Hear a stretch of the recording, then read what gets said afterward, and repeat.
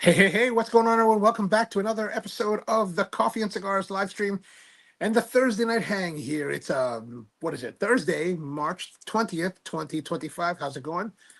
I know we missed last week's episode because I was actually in Boston last week because my aunt has been kind of recovering from some injuries, and she needed some attending to at the recovery center that she's been staying in. So that was a bit of a week long journey to Massachusetts where we had to take care of things. And I was trying to get back in time to do the show at the at Capitol last week, but I just wasn't able to get back in time. So sorry about that. Hopefully it wasn't too much of a trouble. I did try to put the notice out on the board to let people know that, hey, we're not going to be here tonight. So but now we're back again. So welcome back. Good to see all of you. And tonight we're going to be doing some coffee and a little bit of a cigar. So as always, so how's everything going? Everything going well? How's your week been? Everything's been good. My week, it's been like I said, like last week we were there in Massachusetts, and dealing with everything that my aunt has to deal with, and basically eventually we're gonna. Mom, how are you, man? Good to see you. Good to see you. And we're gonna have to bring her back to Maryland at some point because she's at the point where she can no longer really take care of herself. Like she's headstrong and like stubborn and very like independent. But the problem is that the reason she's under treatment now because she fell down. She fell down and kind of injured her hip, not broke it, but just injured it. And so like we're sitting there, and the social worker that runs the place is basically like, you're going to. Basically had to tell her that you can never live alone again. You can never live on your own. Can you imagine that? Like you're living your life now. Like all of us, we live our lives. We do what we want. We do kind of, whatever we want, but she'll never have that again. Never. Like, and I had to be there to tell her that, it's like, it was rather difficult. I mean, this is a very successful, independent woman, her husband, my uncle passed away like a year and a half ago, but so that's been tough for her. But like, and I was thinking about this, like, well, the plan is to bring her here to a rehab center here to finish her rehab for the hip. And basically, she'll never go home again. And I was thinking about that. I was like, wow, we're going to take her from the home, the rehab center, bring her to Maryland, put her in a rehab center here to finish off her treatment. And then that's it. No, never go back to her place. It's like that. There's a certain level of cruelty in that, I think. George is with us. Did the feed from the well eventually improve this morning? Well, we had to restart the feed this morning, I think, and that was fine. I had to go outside. Like it seems that if I go into certain buildings, it just like everything falls apart. And then, like I said on the stream, like this is StreamYard, right? So I'm using StreamYard, but for the morning show, I use YouTube to stream. And what I mean by that is that I'm using StreamYard as a service to stream this stream because we can do these overlays like this. Where I don't do that on the morning one because I'm just running that through YouTube. It's a little bit simpler, and it doesn't put the watermark, right? But the problem is, since it's YouTube's kind of free interface that they give to everyone, they don't really, I mean, they've advanced it. Don't get me wrong. They've advanced it since I started using it, but there's some things that there's glitchy stuff. Like, for example, if we're streaming and we lose some signal or the signal gets wonky, then whatever you're seeing is what exactly is happening. It's freezing and it doesn't recover. Whereas this, if StreamYard, if I lose signal to StreamYard servers are still pushing the feed, and I think it just stays black until I can reestablish connection to StreamYard, and then we continue on. And there is a certain time, I think after 10 minutes, I think StreamYard will disconnect and shut down the feed. But it gives you enough time to come back in case there's some kind of issues. So that's the big difference between the two. Good evening to everyone, says George. Welcome, one and all. Well, of course, welcome to everyone. The baseball cap is coming. Yeah, I got this yesterday, right? I went to Best Buy, right? I went to Best Buy. Now I'm losing signal. There. I went to Best Buy because I was looking, I needed to I had a gift card, right? So I wanted to spend my gift card. And I needed a hard drive to archive the stuff that I'm using on YouTube. And they had a hard drive there, 14 terabyte hard drive archival type of drive for like $175. So I was like, I'm going to use that $50 and get it for 125. So I went over there, and as I was walking into the building, there's this dude who's kind of outside, and he was like, "Hey man, how do you like your truck?" And I was like, "Oh, I love it, man. It's fantastic. You know, I have a Toyota Tacoma." And he's like, "How old is that?" It's like 2014. He's like, "Oh man." And he's like, I've had like 5 of them. He starts naming them off, you know. He's like, "I love them. I love them." I said, "Hey, you want to sell it?" That guy's driving a Corvette, right? Like a beautiful Corvette. And I'm like, I said, "Sounds great, but I really kind of like it." So, but he was wearing this hat, and I was like, "That's a pretty awesome." I said, "Oh, that's awesome, man. The major league hat, right?" Because if you recall, this is, even though I think this is actually a somewhat of Cleveland Indians cap now, this logo was the logo that the movies used for Major League, the movie, the one with Charlie Sheen and Tom Berenger. And I said, "Yeah, man, that's awesome." I said, I said, I worked on Major League. I did work on, I did casting on Major League too. And I still have my hat from Major League too. But I was like, he's like, "Oh, really?" I was like, "Here, dude, you can have it." And I was like, "Oh, it's brand new. You can just take it. Don't worry about it. I got more." And I was like, No, no, man, it's all good." He's, "No, no, no." He was like consistent. So he gave it to me. Smells like he kind of works in a restaurant because it's got that kind of like that like when you cook over a fryer. But it's kind of awesome. It's brand new and it fits pretty well. This is by a company called Baseball SM, and it fits great. So I was like, it's a snapback, so it's not fitted, but I thought it looked really nice, and they kept the logo from the movie. Maybe they updated a little bit. So I was like, okay, that's awesome. I'll keep that. Tony's with us. What's going on, Tony? We were originally planning to do an episode with Tony today, but Tony's got a little bit of recovery he needed to take care of. So we're gonna have to push that off till later. I should take the hat off. Right? There's the haircut. I got a haircut yesterday. Got a haircut yesterday. And yeah. I was feeling a little bit down, but we're gonna go back. George is with us. What's going on? George, where are you out tonight? I mean, my plan was originally, because we've had nice weather this last couple of days, and I was out 2 nights ago having a cigar and having a fire. And that was what I was thinking about doing that tonight. And then suddenly it started raining, and I was like, "What in the world is the rain here? This is terrible, terrible." Rusty's with us. What's going on, Rusty, man? How are things up in New Jersey? Athens here too, man. How are you doing? Good to see you. Good to see you. And George is on the balcony. Yeah, at least it's not too cold. Like right now, it's not too cold. Athens, I don't know how it is where you are. And Rusty, how is it up there, bro? I'm guessing Rusty's relatively the same. One of the surprises that I had is my cousin. She's there now, but she was on her way to Tokyo, bringing her family to Tokyo, and like the cousin that I was with last week, and last week she was like, "I'm going to go to Japan next week, bringing my family." I was like, Do you think they'll get upset if I don't go to the Philippines?" And I was like, "Yeah, don't worry about it. They'll be fine. Just don't tell them." Because I said, "You were just there like a couple months ago. Don't worry. Don't sweat it. Just go and have a good time." And so she's there now, and like some of my other friends went there this week as well. And they were, and I sent her a message. I said, "Hey, you know what? My friends just texted me, or my friends were just posting. It's snowing there, so you need to like make sure you bring the right clothing. Because if I had gone now, I probably would not have brought everything for. I would not have brought necessarily geared up for snow. Like I would have been a little bit in trouble. I would have to go to the Montbell store and buy some outdoor gear. Montbell is the REI of Japan, and they're pretty good. I got some of their stuff." Athens says it's raining and warm in Fairfax at the moment. Oh, nice. That's yeah, probably about the same as we are down up here in Baltimore. Rusty says, "FYI, I'll be in Park Ridge, New Jersey on the 29th. Ooh, there it is. Something to look forward to. 29th, get together.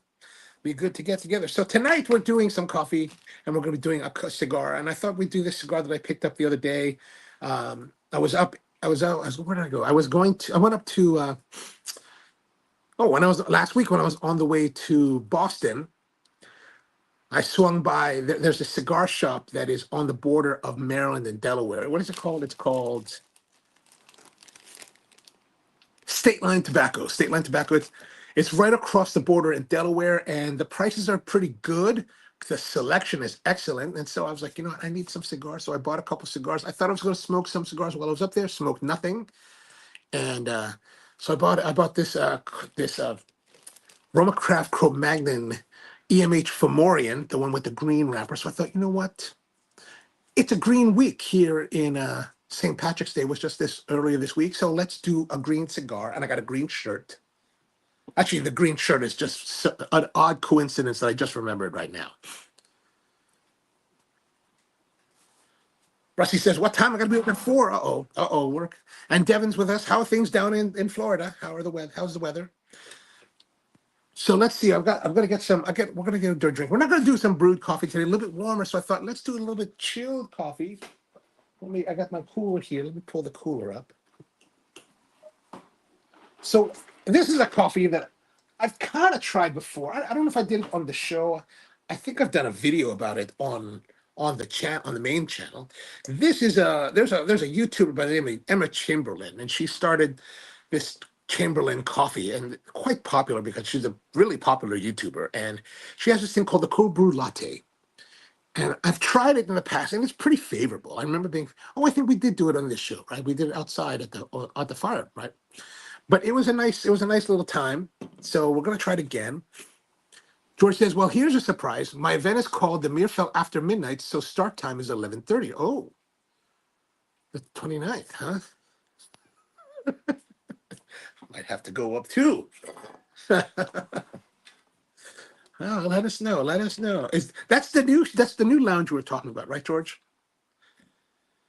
So I've had this on ice just for a little while. Like I've got this cooler full of ice. I was actually driving around today. Like those of you who watched the morning show, I was in Milton, Pennsylvania. I had to go up there to pick up some things, and I just got back like maybe half an hour ago. It took me. I mean, it was a long, circuitous trip up to Milton. And it's one of those things where no matter where I go, and it's like you meet people and you're doing things, and you talk, and then you just talk and you relate to people. And it just takes like hours. Everything takes hours. Everything in life is stretched out because you want to meet people. And I went to go to this. I met up with this Sawyer guy who had some wood that I saw online. I was like, that looks pretty nice. And it was very, very affordable, like super cheap, actually. And the guy mills it himself. So he had some slabs, and I was like, that looks nice. Let me go buy it. Because he was close to where I was, close to Milton. So I drove out there about half an hour. And his father's there, and they have this whole like orchard, this big, huge Mitchell's Orchard is what they call it, right? And so they do like peaches and raspberries and strawberries and like all kinds of like fresh fruit during the season. And so I ended up hanging out with the father-in-law, and we're just talking, looking around. He's showing me like the orchard. He's showing me like his house and like the new seedlings, seedlings of like black raspberries that he's gotten from this farm in Indiana that he has to plant so that they're ready for next season. And I was like, oh, all right. So there we go. There's another hour gone. And so it was nice, but a nice time. If you can make it, the lounge is an absolute knockout. Will Reinhardt be in town for this as well? All right, let's open this up. We're going to open it up and give it a taste. And then we're going to get into the cigar so we don't take too long to get to the smoke. Well, sometimes it doesn't open as well as you'd like it to open. Yeah, lightly. Oh, and it's nice and balanced. Not lightly milky, not too heavy. Pleasant coffee taste, but a very light coffee taste. Not a very pronounced coffee taste. All right, let's go to it. So we've got this Cro-Magnon EMH Fomorian. And what this cigar actually came out in 2013 originally. So it's been out now for 12 years. And this is, they released it again. So here it is. All green and doing its thing. The Robusto Extra is what it's called, 5x56. And I don't really know if they've changed it too much. Now, they originally came out in 2013 because those of you who are from Maryland might remember, and George knows this because this is kind of how I really got to know George was, there used to be this thing called the DC Tweet Up. And I think everyone, it was called the Tweet Up because everybody tweeted to get together for cigars. And this guy, Jerry Cruz and Cyrilla McLean, you guys know Cyrilla, he's been on the show quite a few times. They were the ones organizing this, and they would every once a year, I think every May, they would have the DC tweet up where they would go and crawl on a bus. I think they got a bus. George will have all the details on this. He recalls better because I was never on the tour. I was part of a tour stop, typically with. I was first introduced because Omar. I was doing the coffee with Omar for Fratello, and we were having the stop at Raul's place at Tobacco Leaf, and so that's kind of how I got introduced to the whole group there. And they would roll in and then smoke and drink and have a good time, and then roll out and go to the next cigar shop. I never went on the tour. I just kind of was part of the stuff, but it was always a great time. And so one year Skip came and brought this. This is the cigar that he first debuted in 2013 during the tweet up. And it was unbanded back then. And then a year later in 2014 is when he released it as a regular part of his lineup. So George says Reinhardt will join us via Zoom, but he'll be with us about a week after in Jersey and later in the DC area with the PCA. Oh, okay, excellent, excellent. Oh, the PCA is earlier now. That's right, I forgot about that. The tweet up originated right here in town, but eventually expanded to other cities. Yeah. I remember when it started. Is it still because it's still going on? I don't think it's still going on, right? Or maybe it is. Yes, chartered bus. Wasn't Omar at the Leaf? Yeah, Omar was at the Leaf. That's how we first. I think that's how you and I really got to meet and get to know each other originally. I think. So let's see. What else do we need to know? What else do we know about this? I don't know. It's a Candela wrapper. And I don't know where. I mean, maybe it's from Ecuador still. They used to get them from Ecuador, the Connecticut Candela. And I believe, and George would know this better, but the reason that they're green is because they don't ferment them. Is that correct, George? They don't ferment them. They don't expose them to something. So they preserve the green in the leaf. I think that's right. And I remember when Arturo Fuente back in the 90s used to, and I think they still do, they used to release the 858 cigar in a green Candela wrapper. And I really liked them. I really liked them even back then. There was a little bit of saltiness to them that I really enjoyed. I think there's, if I remember correctly, there is still a little bit of saltiness to this cigar historically. So George says, yes, thanks to Raul, but really also to Omar, who was definitely a fan of you. Yeah, Omar was always a fantastic guy, always very fantastic. George says that Skip was proud of that cigar that year at the Leaf. He really was a hit. Yeah. And that was really when Skip was starting out because I remember, oh no, you know what? Was that 2013? Maybe,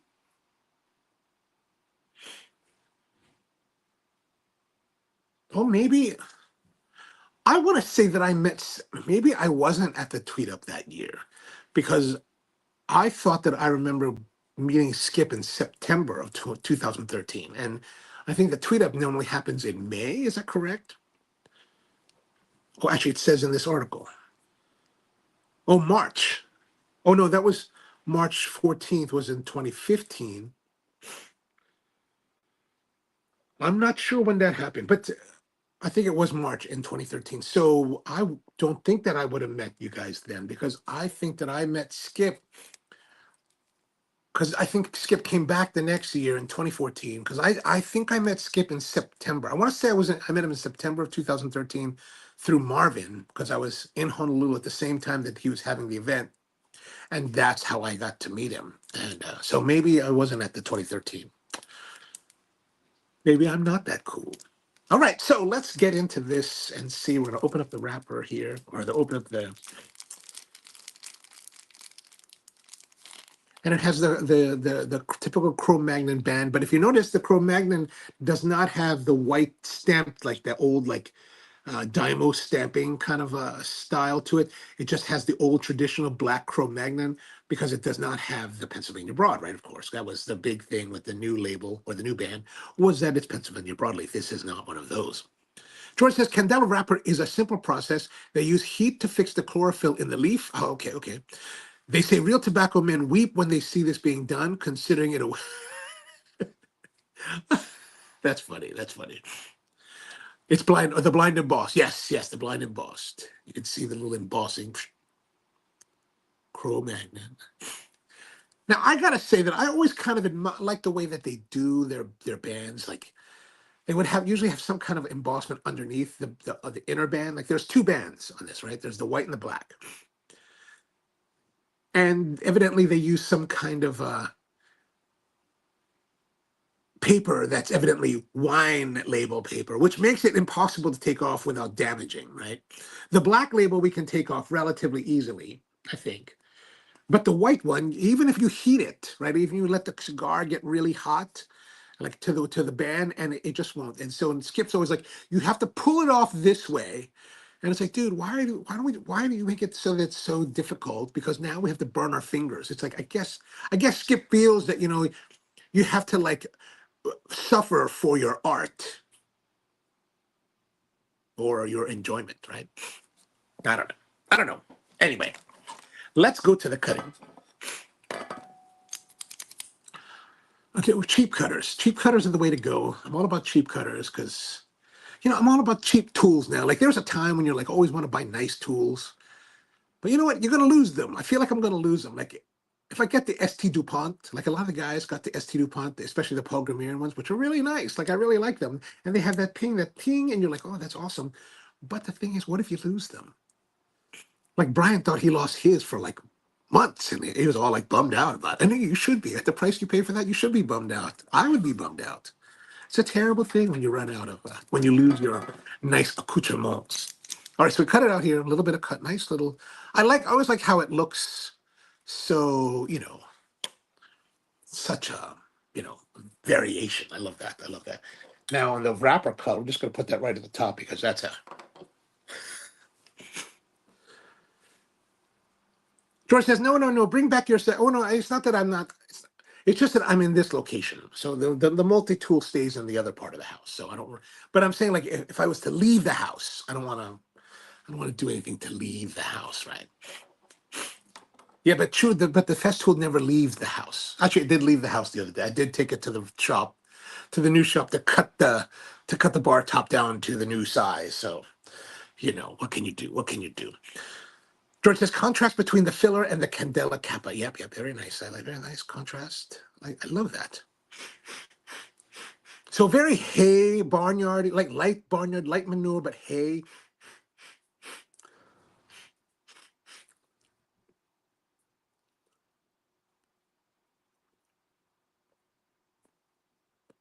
Very easy draw on the cold draw, but not too much flavor, not too much discernible flavor. At least nothing like the barnyard hay that I'm getting from the wrapper, right? But fairly nice. I'd say very good. I'm gonna say 8. Now we're gonna light. We're gonna use a fancy jet liner. Oh, did I press this? I don't think I pressed that. And the cold draws used, maybe that's what it is, but I think the coffee might be interfering. If it's very floral, it could be. I mean, I feel some sensation of that, but I think the coffee's interfering with that. All right, here we go. Whoa, I'm just losing control. The only downside about this is that you kind of lose control. You could lose control if you're not careful with the jet line. But I like the raw, awesome power of it. Not quite the same as a MAP gas torch, but, close enough.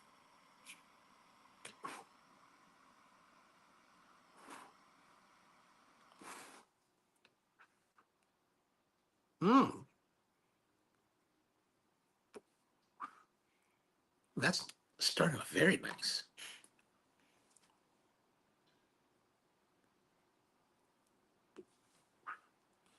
Devin says, lighter the wrapper, darker the color. Ah, yes. And you need to move the cigar farther away. We want to make sure it gets lit.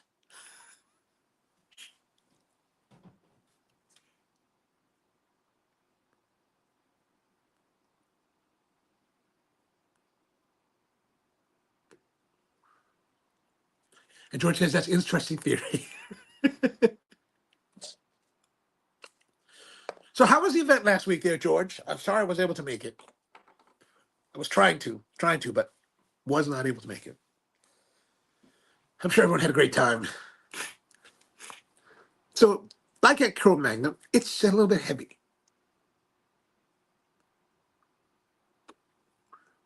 a lot of smoke, copious smoke production, and it's the airflow in the garage now is blowing in my face.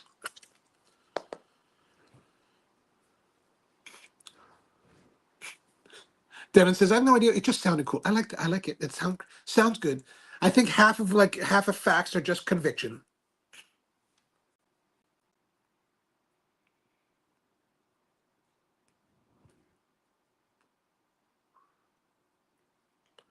Yeah, definitely the air currents are different because they're just kind of blowing, and I can't seem to like move out of the way.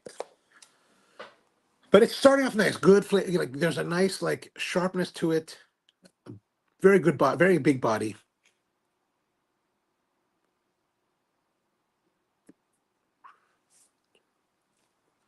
Ah, Mike missed you too. I wish I was so bummed out I couldn't make it. He picked a cigar for you. Oh, which I bought as a smoke for an upcoming show. Ooh, very nice, very nice.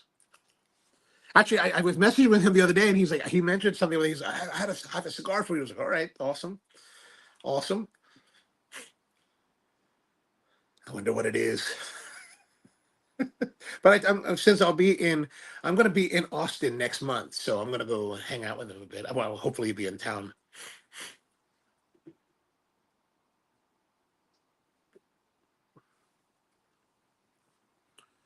We had a great time, but it was a fun night. Oh, so Sean was not able to make it? Daniel's with us. What's going on, Daniel? How are you, man? Good to see you. Welcome. We're smoking the Cro-Magnon Fomorian EMH, and it's starting off very nice. There's a little bit of there is a little bit of saltiness that I get. Good spice, good body.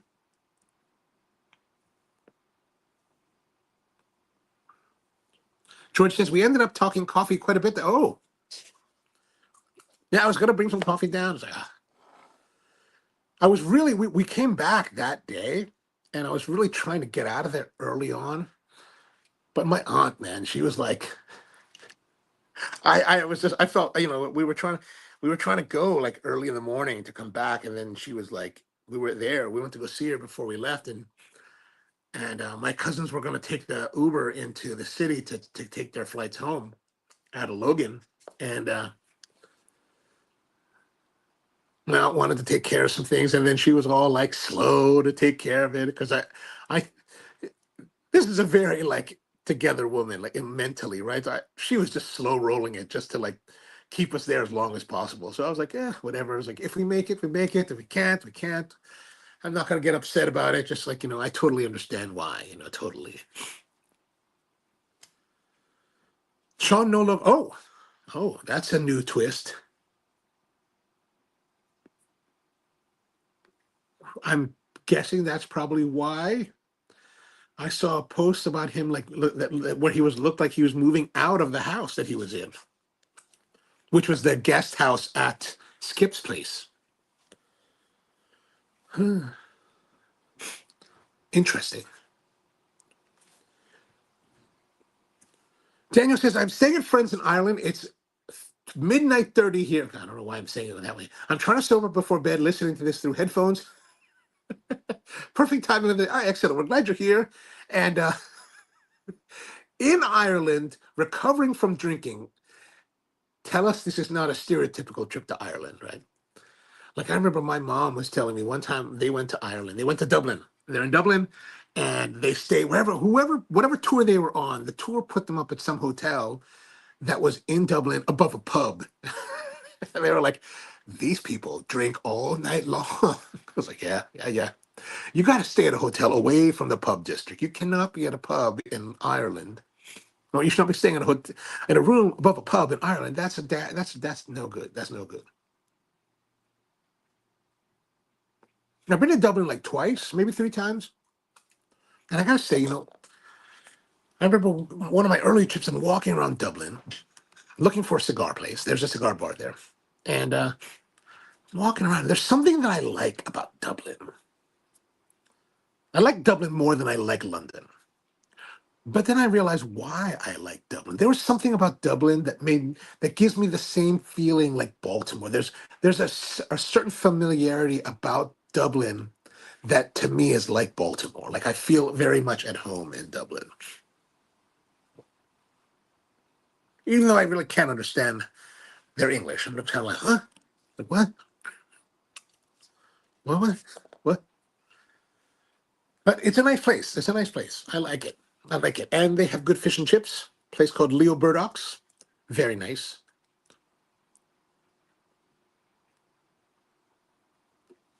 Oh, and JJ Fox, absolutely. I've been to their place quite a few times. Actually, the last time I was there, we brought some cigars. I think we did. Did we? I think we did a show from there once, right? From Ireland. You know what I need to do? That's what I'm forgetting.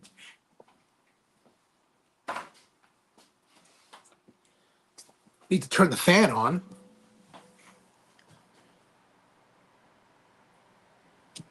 George says, George, Roland is more blue collar than, and that's probably the big reason why, blue Baltimore, very blue collar, very like salt of the earth kind of city. So I guess I like that. I was listening to an article. I was listening to an interview today with some guy, this woodworker named Eric Curtis. He's also a YouTuber. And they were interviewing him. And he was talking about his thing, and he was actually from upstate New York, and he moved to Philadelphia, where he lives now. And he talks about like how he liked it there, so he lives there. Been there 10 years, but he said that he he likes Philadelphia because it's a little bit dirtier than New York City. It's a smaller than New York City, but still the same. And I was like, you know what? I get that. And I think that Baltimore's smaller than that, which I like even more because I go to Philly and I think it's kind of like a dirty, rough and tumble kind of place. Like at least, like if you go to South Philly, what's with the parking? Why are you parking in the middle of the road? What is going on here? These Philly people are crazy. And then they win the game, they tear down the city, they burn the city. They lose the game, they burn down the city. It's like, what is going on? These guys, why are you burning your city? You guys are crazy. They're crazy there. And they're proud of Dublin's proud. Absolutely, absolutely. Daniel says just arrived first time, had several glasses of wine and a whiskey for a night, just a whiskey. You can indulge a little bit. It's all right. It's all right. How long are you there for? And are you there just for a holiday or are you there on a work trip?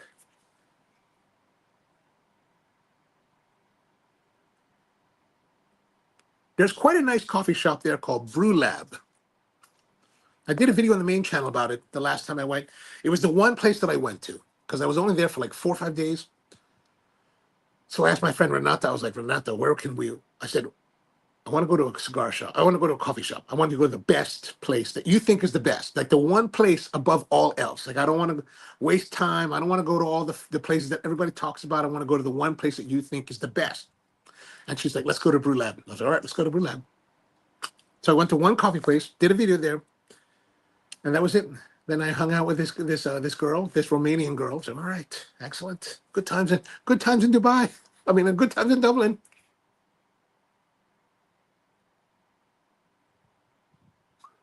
George says Philly is also proud to be a tough town, but they are in danger of becoming the sixth borough. Are there a lot of New Yorkers moving to Philly? Is that right? I mean, I know one of my friends who lived in Queens, they moved to Levittown, so I imagine there's a lot more New Yorkers invading Philadelphia. George says Brew Lab is a very shiny place. It is quite a shiny place. It is.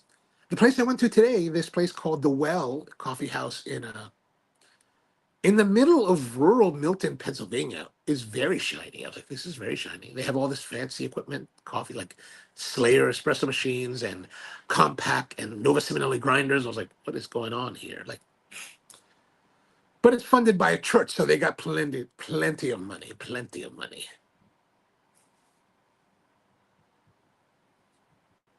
And after that, I went to pick up my stuff, and of course, I found there was a Festool dealer in Milton, so I swung by there just to go check it out. I was like, "Oh, what's going on here? What's going on here?" And then I asked the girls at the lumber yard. I was like, "So, what's good for lunch around here?" They were like, "Go to Lisa's What's it called? Lisa's Millworks Deli or restaurant. They're like they have great sandwiches." I went there, had a sandwich. I had their Rachel, turkey coleslaw, homemade coleslaw with turkey, chips, unsweet iced tea. Very good sandwich. Very good sandwich. George says, do the rubes up that way know how good they have it? Who knows? Who knows? But there was a, you know, it's a church. There's a lot of people. Good supporting. Miguel's with us. What's going on, man? How are things out west? I'm glad you're here. We're not crazy like the rest of our country. Don't worry. Well, we probably more crazy. George says that enjoying Aladino with bourbon NCAA tournament on the TV. My alma mater won last night. We play Duke tomorrow. Who's your alma mater? I don't know who your alma mater is. And George wants to know what is your which Aladino are you having?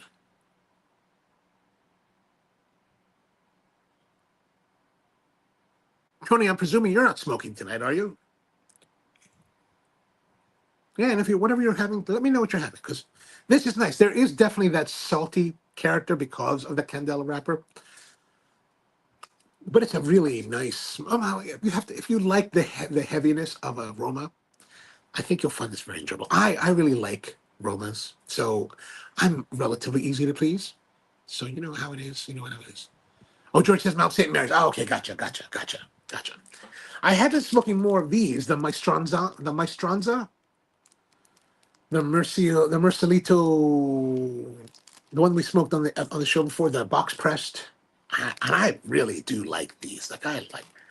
Everybody says they're really light, and I never really thought about that until people were saying that they're light, because I always thought they're kind of heavy. Well, heavy enough to be aroma, like not like light like other cigars, right? But I think there's a nice delivery of weight and strength with the Maestranza without necessarily like sometimes you get to these or like the Aquitaines and you're just like, oh God. Or even especially the Neanderthal, you're like, oh, good Lord. And I think that this has a nice balance. There's a lot of tones in this cigar that remind me of the Revenge. So I'm really like I'm really like it as a daily, or I would love to have this as a daily smoke. But as a regular smoke this past week, I'm like, oh yeah, I like that.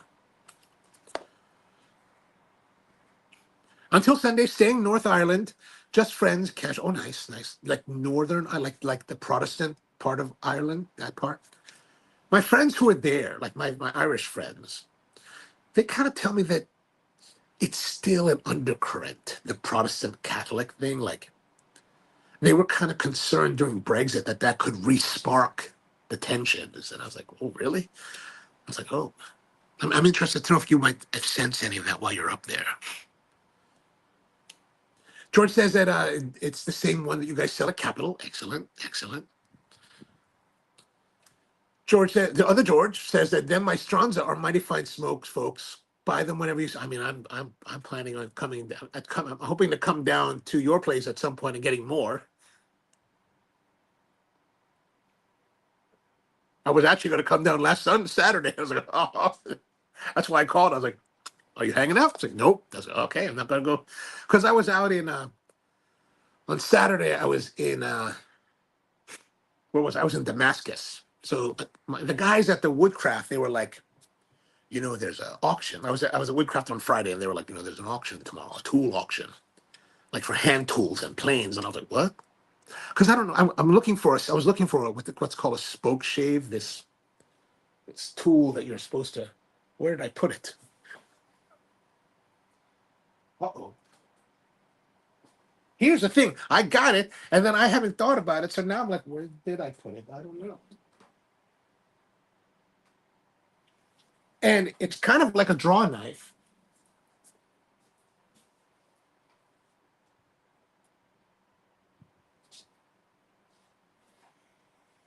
Well, this is a conundrum.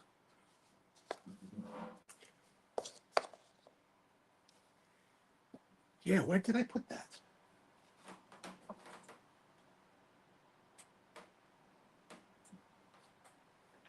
I didn't get this. I got this. This is a draw knife, right? So I got this.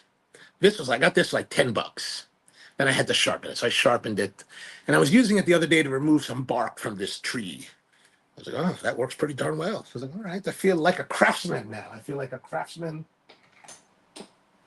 who's not delivering results as a craftsman would.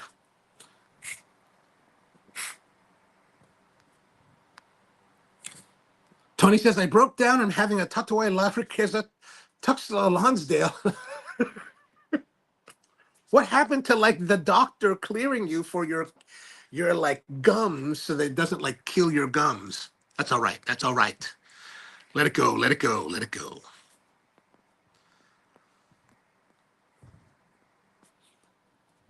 Miguel says, remember, friends, we're the 51st state now. Oh, gosh, that's right. That's right. That's why the border's so heavily guarded. Of course, of course. We want, I don't know what we want from Canada, but we don't want you to come here. That's pretty much. Actually, it was kind of funny because I was like, I said to one of my friends who's actually from Baltimore, and he lives in New York, and he got married and moved up to, and decided like 12 years ago, he moved to Toronto to work there. And he's been living there since that time. And he was on vacation with his family down in Florida. And I was like, why are you in Florida? I thought you guys are upset. I thought you guys are mad. He's like, well, you know, we were already planned it. I'm like, all right. Devin says, I'm smoking the Descend Carib with some Stogie. Stag Junior. Oh, Stag Junior. Sorry, can't barely read anymore. It's terrible. George says, you mean you don't have a dedicated girlfriend? You know, I thought I did. I just don't know. I don't know what I have. I'm actually now I'm kind of worried. I'm like, what did I do with that thing?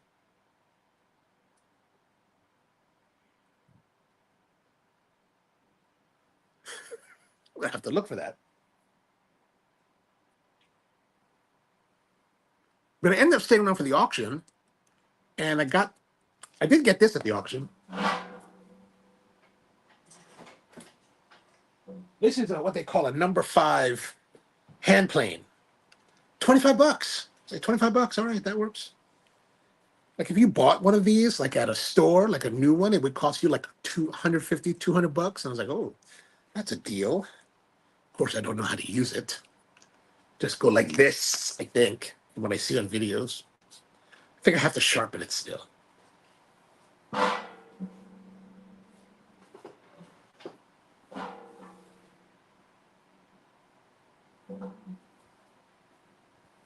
Gosh, I'm going to be perplexed about this.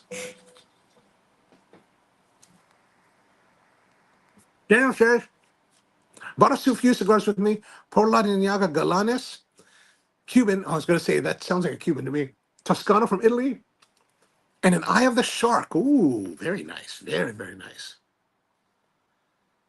Tony says, that was state-of-the-art technology in 1800s. I think more like 1700. I just think it's I mean, it's fascinating. Well, I don't know. Am I going to use it? I don't know. Tony says he's just smoking the one side. Okay, that's a good idea. It's a good idea. George says said Devin, Stag Junior meaning an older bottle. Didn't they rename the Stag Junior? Oh, okay.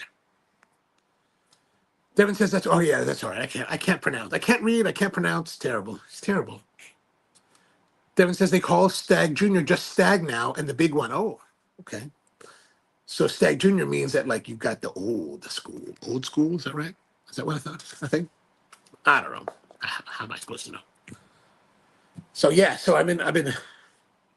So I went to this tool auction, and I was gonna. That's what I was calling. I was gonna come down, and then I was like, then George is like, oh, I'm not gonna be. I have some things to do. I'm not gonna be at Capitol. I was gonna drive down because evidently Damascus is still another 45 minutes down to Bethesda. And I was like, I looked it up, and I was like, well, forget it. I'm gonna go home. It was like 45 minutes to Bethesda or 50 minutes to go home, and I was like, let's go home now.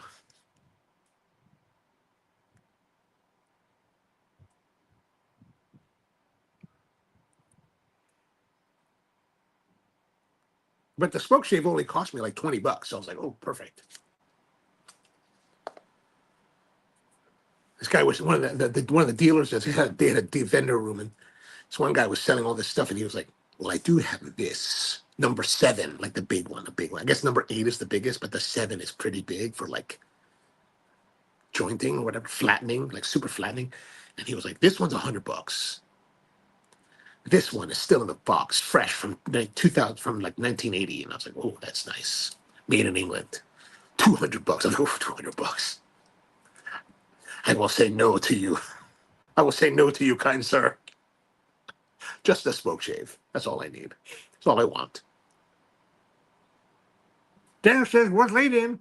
What are you smoking? We're smoking tonight the Cro-Magnon Fomorian EMH in the Candela wrapper. This is by RoMa Craft, from made in Nicaragua, and it's using Ecuadorian Connecticut Candela. What else do we have in here? We've got, evidently there's Nicaraguan binder and filler. Or at least Nicaraguan filler, binder undisclosed. Miguel smoking AJ Fernandez, Bello Artes Figurado, Angel's Envy, with Angel's Envy. Angel's Envy as the drink, right? Is that right? Am I getting that correctly? Brian's here. What's going on, Brian? How are you, man? Good to see you.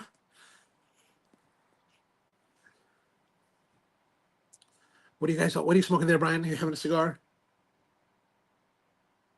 It looks like it stopped raining. Too bad it's rained on all of my wood now, so it's not going to light.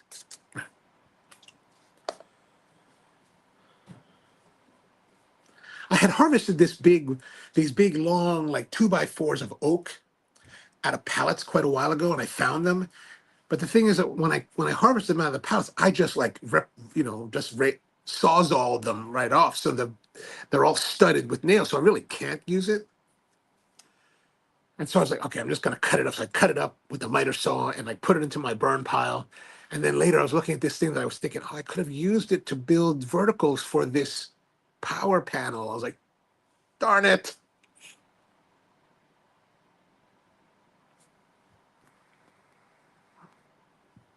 George says, in no way that I make it to 9:15. Come on, man. We're already at 8:40, almost 8:50. It's not like I'm here. There's still quite a lot of cigar left. George says it cleared up down here too. Oh yeah, man. I don't know what's with the rain. Like it was really pretty earlier, then it started raining. Brian's having the El Triunfador. Nice. Very nice. Very, very nice.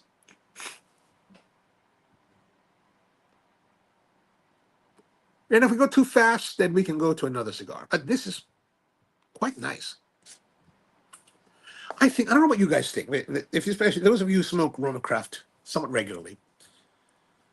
I used to think that the Cro-Magnon was heavier than the Aquitaine, but lately I really think that maybe it is the Aquitaine that is heavier than the Cro-Magnon. What do you think?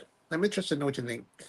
And I don't really pay too close attention because, I'm usually just smoking the Revenge. So I'm just really in that. I like to stay in that lane. But I think I might have more lanes with this Maestranza.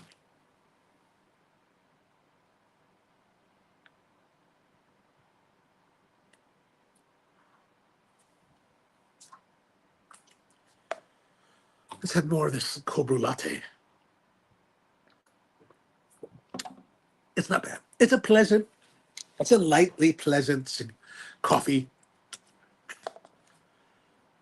It's cute. Like they have this elephant drinking coffee on it. That's cute, isn't it? That's cute, right? George says, I think they promote the Aquitaine. I mean, I feel like it's strong. Whenever I smoke the Aquitaine, I feel like it's heavier. But I don't know if you guys get that or not. And George once says, the El Triunfador is underrated in my opinion. Great stick, especially. I would agree. Like, I'm glad that, I think it was gone for a while. Is that right? And then not too long ago, Pete brought the band back, or the label back. Dan says, read over tomorrow, smoke nice. Yeah, it's probably just better to chill chill since it's so early in the morning now. Brian says, I've always thought the Aquitaine was heavier. Okay. Yeah, that's okay. That's good. I'm not the only one then. George is asking how much milk. I don't think it has very much milk at all. Like it's very lightly milky looking. See, ooh. So not too much.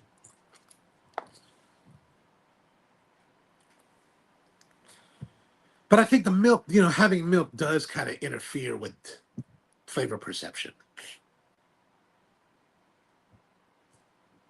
The milkiness, the lightness of the coffee in the milkiness is very similar to the latte that I had this morning at the well. The dilution is lighter. I mean, is that same lightness. Like it's not very, the coffee is not very pronounced. It's very like reserved. Like there's a preponderance of the milk over the coffee.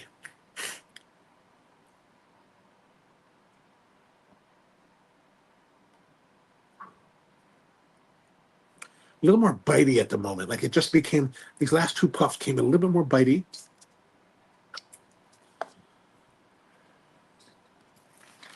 Move this closer. George says, creaminess on your palate blocks registering the tang. Yeah, yeah, and I totally can sense that. That's why I normally don't drink milky drinks when I'm tasting stuff, but it's what we had today. Honestly, I was just tired. I didn't feel like making coffee. I was like, I don't feel like grinding it and finding a pot and figuring out what brewer.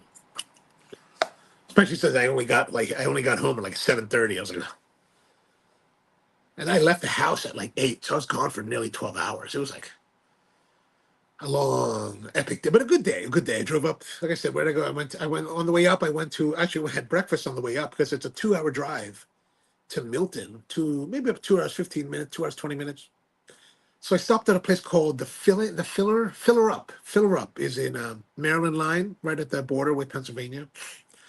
I heard they had nice breakfast sandwiches, so I swung by there on the way up, grabbed the ham and cheese breakfast sandwich, and then I had my Diet Coke with me in the cooler, and went up, and then had the muffin, the French toast muffin, and the latte at the well on the live stream. Had the Reuben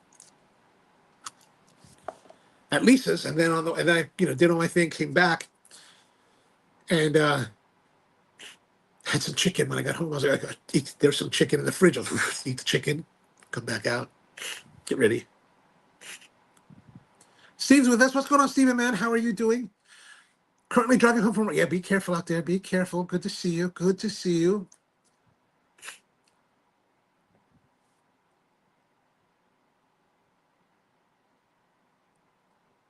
How are things in Arizona? An old friend of mine from Hawaii, an old cigar guy. He's about my age. He's not terribly old, but he's older. Well, I've known him for a long time.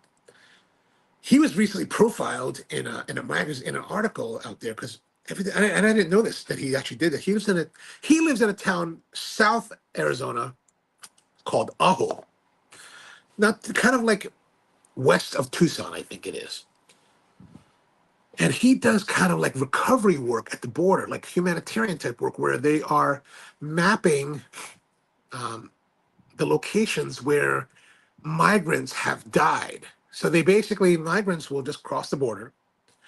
They're trying to make it to America, trying to get a better life for themselves, trying to escape whatever poverty and hell that they're experiencing back in their home country. Because honestly, most people don't leave their home country unless they really have to, right? Like, why would we leave our country here and our lives here unless we really had to, right? So some of them die, and they're just dead. They're just dead in the desert, never to be found again. And so these guys are trying to map. They'll try to find this. They're looking for sites where they can map and let the authorities know to, do something tastefully disposing of the remains, which the government evidently isn't doing at all. So they try to map it, and evidently, like some of the sheriff department in their area is all pissed off with them because I don't know why. I guess the whole Arpaio County thing. I don't know. I don't understand it, but they're upset with them. So, but they're not. They're upset with them for like doing it, but they don't want to do it. So it's like I don't even.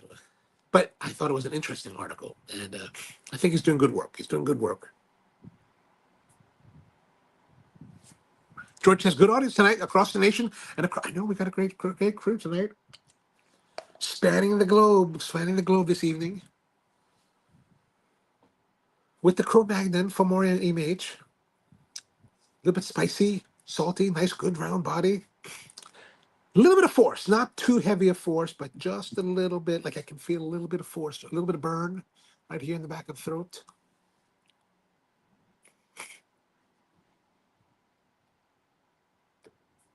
But I'm going to say we're almost done the first third.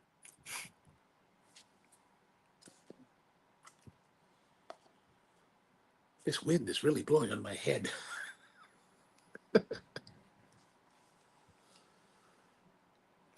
So how has your week been? Anything interesting happen? That's pretty much what I've been doing. I did the auction over the weekend. Got some coffee to roast tomorrow.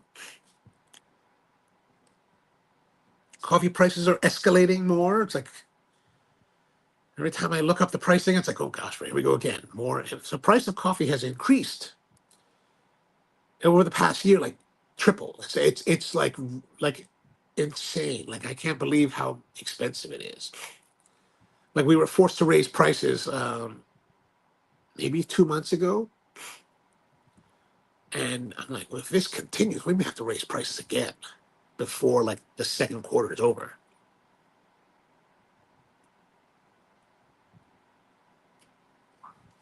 The farmer that I was hanging out with today, the orchard owner, we were talking about things, and he was like, "Well, how about you? You think he was asking me, do you think tariffs are going to affect you?" And I said, historically, the United States has not put tariffs on any coffee product produced outside of, well, America doesn't really produce coffee like in any major quantity, so consumption in America for coffee is very high, and there's no way that internal production of coffee can ever match the consumption. Like the only places in America that grow coffee is basically Hawaii.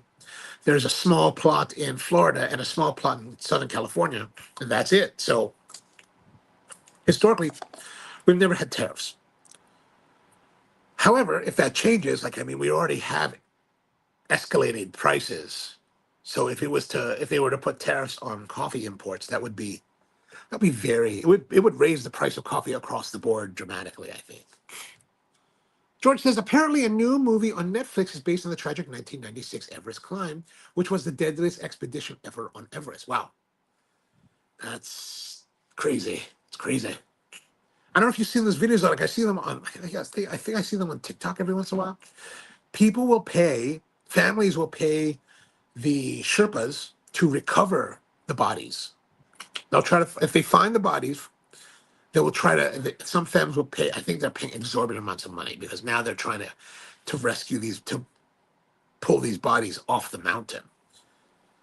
And they're dying at very, very high altitudes. And it's like, and you see some of the videos I've seen, they're like, the bodies, of course, they're dead. They've been dead for quite a long time, years by the time they recover them. And so they're frozen rock solid. It's a pretty grotesque kind of, a very macabre,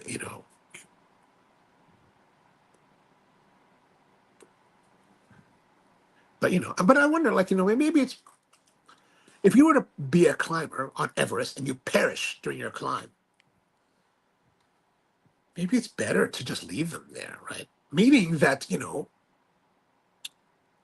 as long as we don't have incredibly dramatic climate change, you will be there preserved, fairly well preserved for maybe eons, right? Like we see these like bodies that are recovered from like whatever situation that had them like well preserved when they're fully intact, and like, wow, that's these guys. So maybe it's better to leave them there, right? And George says that trash, yeah, trash, especially the oxygen tanks. Aluminum oxygen tanks are just evidently all over the summit. And I get it, man. Like you start at 4 in the morning to make the final push to the summit. And I can only imagine it must be incredibly exhausting. And you don't want to, once you summit, you don't want to bring anything back. You just leave it behind. Forget it. We're out of here. It's like, oh, that's crazy.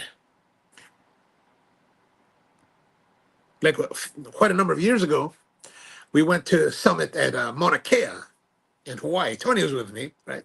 We went there and we drove to the to the observatory level, but you still have to do like the 300-foot climb to the true summit, the 13,796 foot level, right?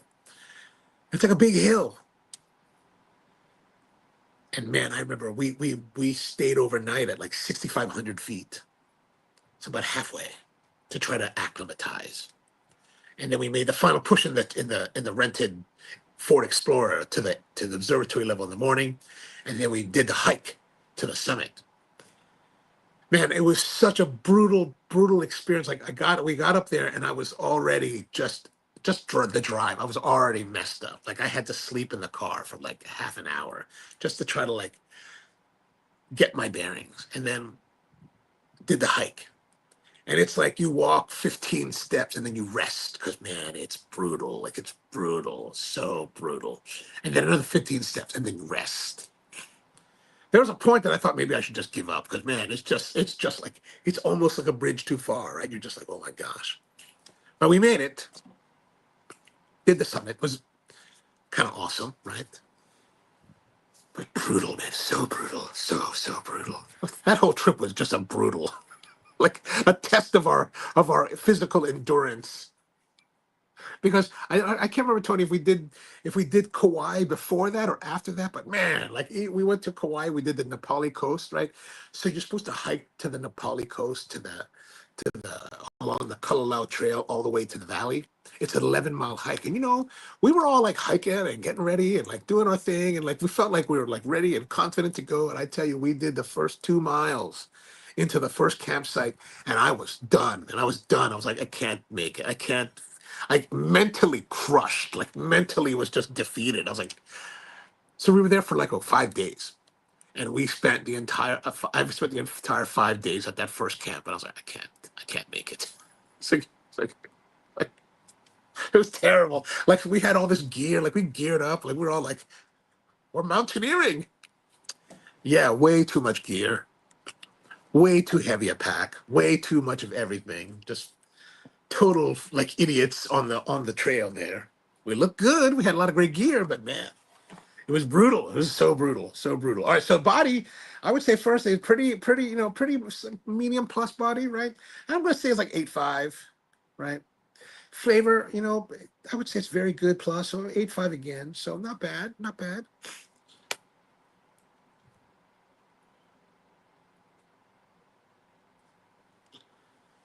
These mechanical pencils, they're pretty good, but the problem is, man, they break so easily. The leads break, and then like you're trying to use it, and then there's always this much lead, right? Because like the whatever contraption that's holding it is like right here in this part of the pen, like right here. And so this whole thing, there's a point where it just loses connection. It's just floppy, and you're like, oh god, I feel like I'm wasting so much of the pen, of the lead. George says, when I was a young boy, one of my neighbors was actually on the Hillary expedition. Wow. Boy, did he have scares. I bet, man. Like I can only imagine how hairy it really is. Like it just looks like. I always like the idea of going to like base camp of Everest, but man, even just to for someone like me to go to base camp, oh my God, man, that's just like almost like a death sentence here. Yeah, rookie mistake, totally rookie mistakes. We were totally not prepared. Daniel says, sleep for me. See you next time. All right, Daniel, have a great time in Ireland, man. Enjoy it. Enjoy the northern side. Don't upset the locals. Don't start a new a religious war there. Just kind of hang out. Be cool. Be cool. So still good, and not to, like I must say, I do think the Cro-Magnons are less heavy than the Aquitaines, because I sometimes, man, I'll smoke an Aquitaine. I'm like, oh my gosh, it's pretty heavy duty.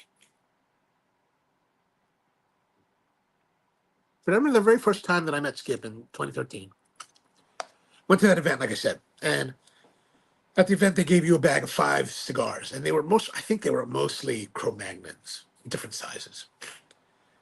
And I remember I was smoking them, and they were so different than what I've been smoking. And by that point, this is like 2013. So throughout the 10 years before that, I had been smoking a lot of Paul Gamirian, PG, Bellicosa Maduros, smoking a lot of the what do you call it?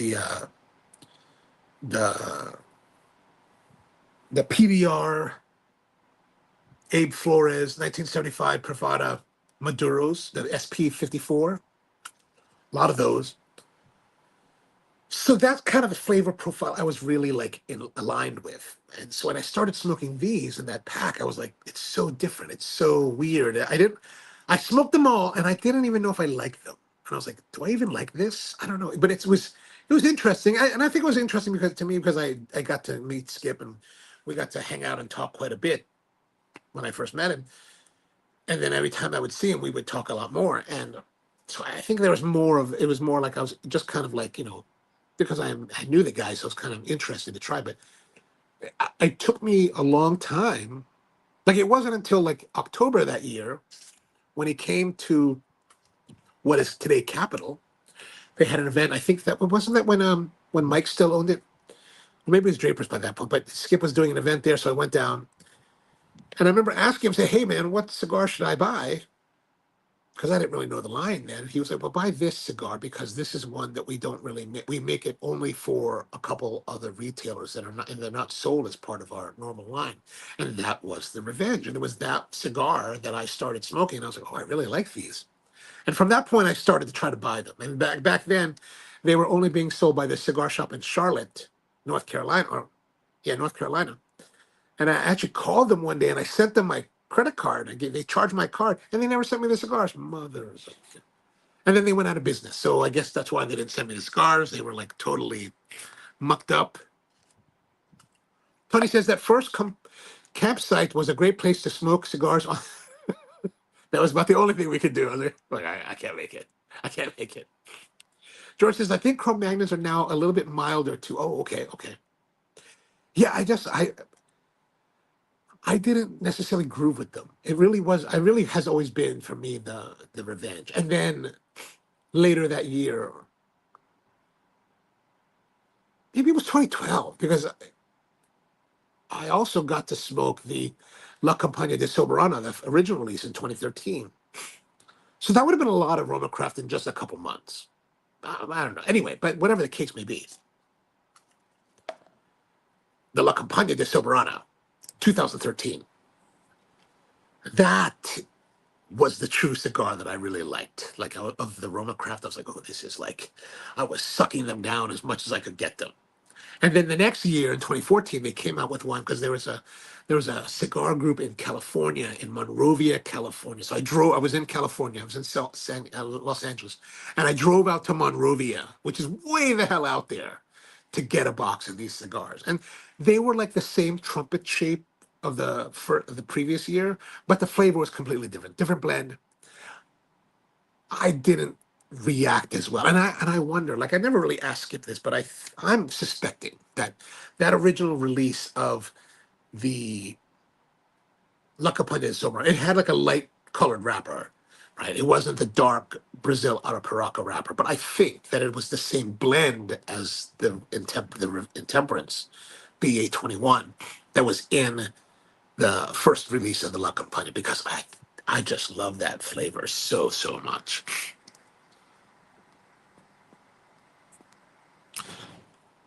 George says a milder Dominicans. Ah, yes, milder Dominicans.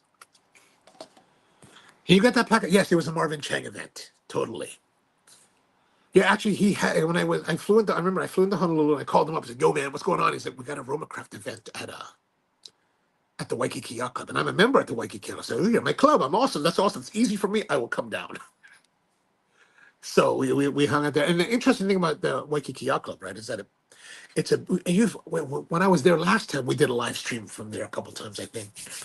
And it's a very open air club. Like the whole club is open, right? The dining room is open. Like there's no walls except from between the dining room and the wall between the kitchen, right? The rest, all of the three sides is open. And in Hawaii, we had something called Kona winds. And Kona winds comes around every once in a while. And what that means is that the trade winds stop blowing. And that night at the Roma Craft event, the Kona winds were there. So there was no trade winds. And so I had never imagined this, but the dining room was completely sold out. Everyone was packed. Everyone's smoking. And the smoke, lingered. Like it was like super thick. You're like, oh my gosh, this is craziness. Like it just didn't blow anywhere. It was just like there the whole time. You're like, and I was like choking. I was it's like, this is crazy. Like I never thought that would ever happen at the club, but there it was. George says, no, that was a Mike Kupperman hosted event. Oh, okay. That was a good time, man. That was a good time. Yeah, the Campagna was an epic. I've been wanting to get more. I keep on suggesting once in a while to Skip, and I was like, you should do a redux of that cigar because I would love to buy more of those.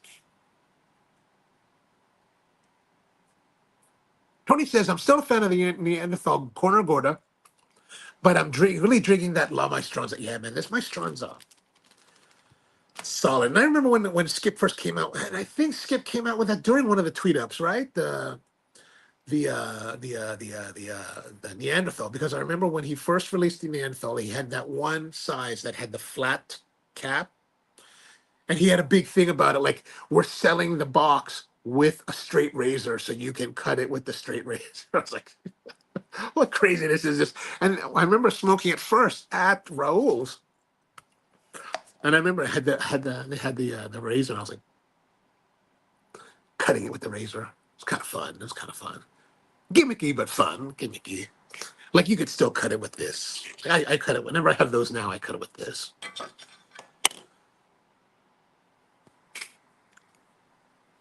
George Juan says that La Mastranza had a capital, was amazing. Best room. Oh, awesome. Yeah, I mean it's been a solid smoke. Like I have not been disappointed yet. George says that Marvin is absolutely the godfather. Yeah, man. Like, and it's funny because Marvin, when we were smoking years ago, like in the '90s, when I first started smoking, I was living in Honolulu at the time. So Marvin was one of the guys that hung out with us at. We used to go to this place called the Don Pablo Cigar Shop, which was actually a cigar maker based out of Las Vegas. So these guys that owned it in Las Vegas decided to open a store in Honolulu. They ended up opening two stores, and they had one in town in Honolulu, and so I used to go to that one, and they would roll cigars in Vegas and send them out to Hawaii. And they also had a whole humidor, not just filled. It was like the humidor was like half of their cigars, and then half of other brands, Pleiades, Forte, whatever was the time, whatever was the big ones at the time. So I ended up how I learned how to smoke was that I would go there, usually around 3 o'clock in the afternoon, or sometime later in the afternoon, and I would just smoke a cigar. I would just go through the humidor every day, a different cigar, and just smoke everything. I got to smoke everything in the humidor, and I kind of learned what I liked and what I didn't like. I liked some of their cigars. I liked a lot of the other cigars.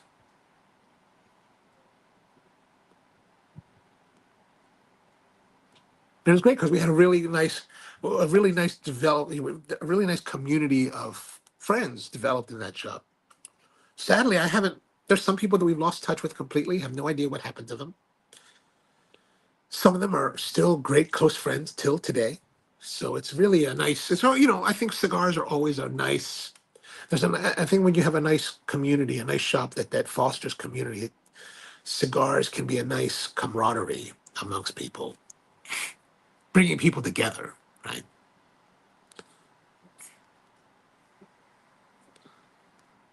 George says, yes, the flatheads was their trademark for that. Oh, yeah, that flathead.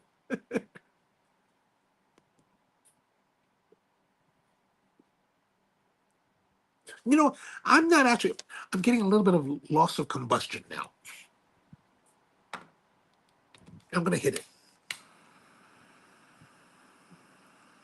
Like right in the center, it feels like I'm losing combustion because I'm not getting the smoke production.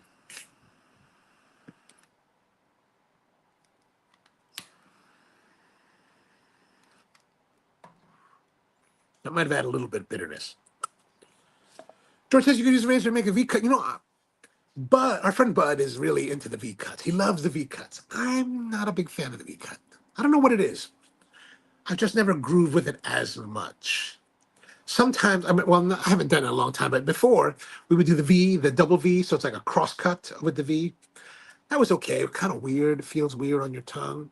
And then there was that one time before when they used to sell that little like needle thing where you'd like do 4 plunges around the cap, but not to cut off the cap. You just kind of create perforations. The idea was to that cap, leaving the cap on would prevent like heat bite on your tongue. I don't know if that would ever worked. I think it is. I don't know, George Shem, if you tell me, man, like it feels colder now. It feels like it's getting colder. I'm thinking about busting out the heater.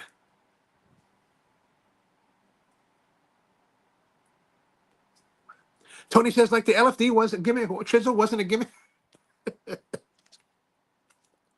Yeah, I'm supposed to just pinch it off. I just pinch the cap off on that one. But I think gimmick, the chisel, I guess, again, I guess the chisel was kind of gimmicky. And it's also, but it also kind of gives you that, like, maybe they were trying to get the pipe smokers to, like, convert, right? Keep that pipe bite thing going on. George says that the LFT chisel is an excellent advance to the art of cigar making. Nice, nice. Buddy says smoking the La Maestranza. Oh, Buddy, smoking the La Maestranza. Are you doing the V cut on that La Maestranza there, bud? George says you just hit the double binder overlap. Oh, on that thing, yes. And George says that V cut is perfect for Lancero, but bigger ring gauge smokes not. What does that say? But bigger ring gauge smokes not available. Oh, not advisable. Not advisable. I haven't tried it on the Lancero. Maybe I'll try that next time. And George One says you proved me wrong. The RoMa made it to 9:15. Actually, I think we'll make it. I think we might make it to the whole show tonight. George says no heater needed. You can do. I know, man. I know. I need to be more like you. I think what I need is to cover my head.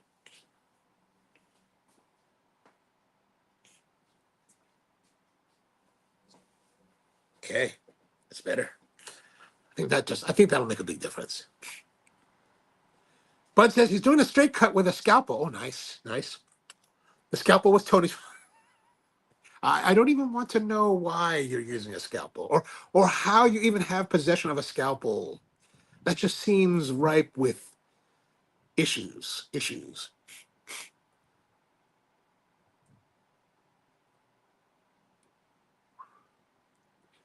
But this so far, very nice, very nice.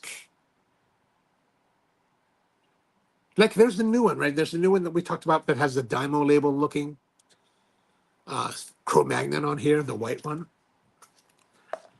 That has the Pennsylvania broadleaf, and it's also a remake of the blend, I believe, for the fillers. But I gotta say, I like that one a lot too. Like I remember saying this on the show, and I think I like the Corona. Is it the Corona size that I like better? I smoked a few of those when they came out, and I think I like that one better.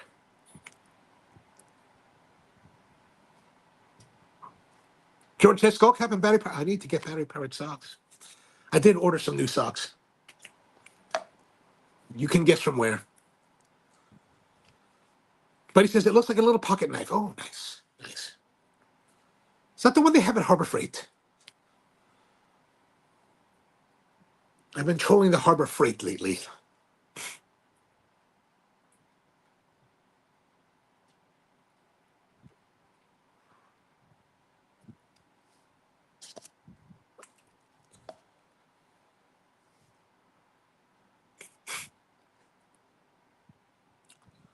But yeah, I've been working on this chair. I have this idea for a I don't have the idea. I'm copying the idea of a chair. So I've been working on getting the shape of the seat correct. Right, I'm kind of in the middle of it now, trying to figure out. I think it's 2 flying V. Right. I think it needs to be softer. Here, it's very sharp right now. I mean, I think I'm gonna shape it so it's softer. The transition. There's actually 2 pieces. Right, but if you're interested, this is actually a straight copy of something called the Concordia chair, and it was a chair that was designed by a woman named Mira Nakashima, who designed this particular chair for the Concordia chamber players in Pennsylvania.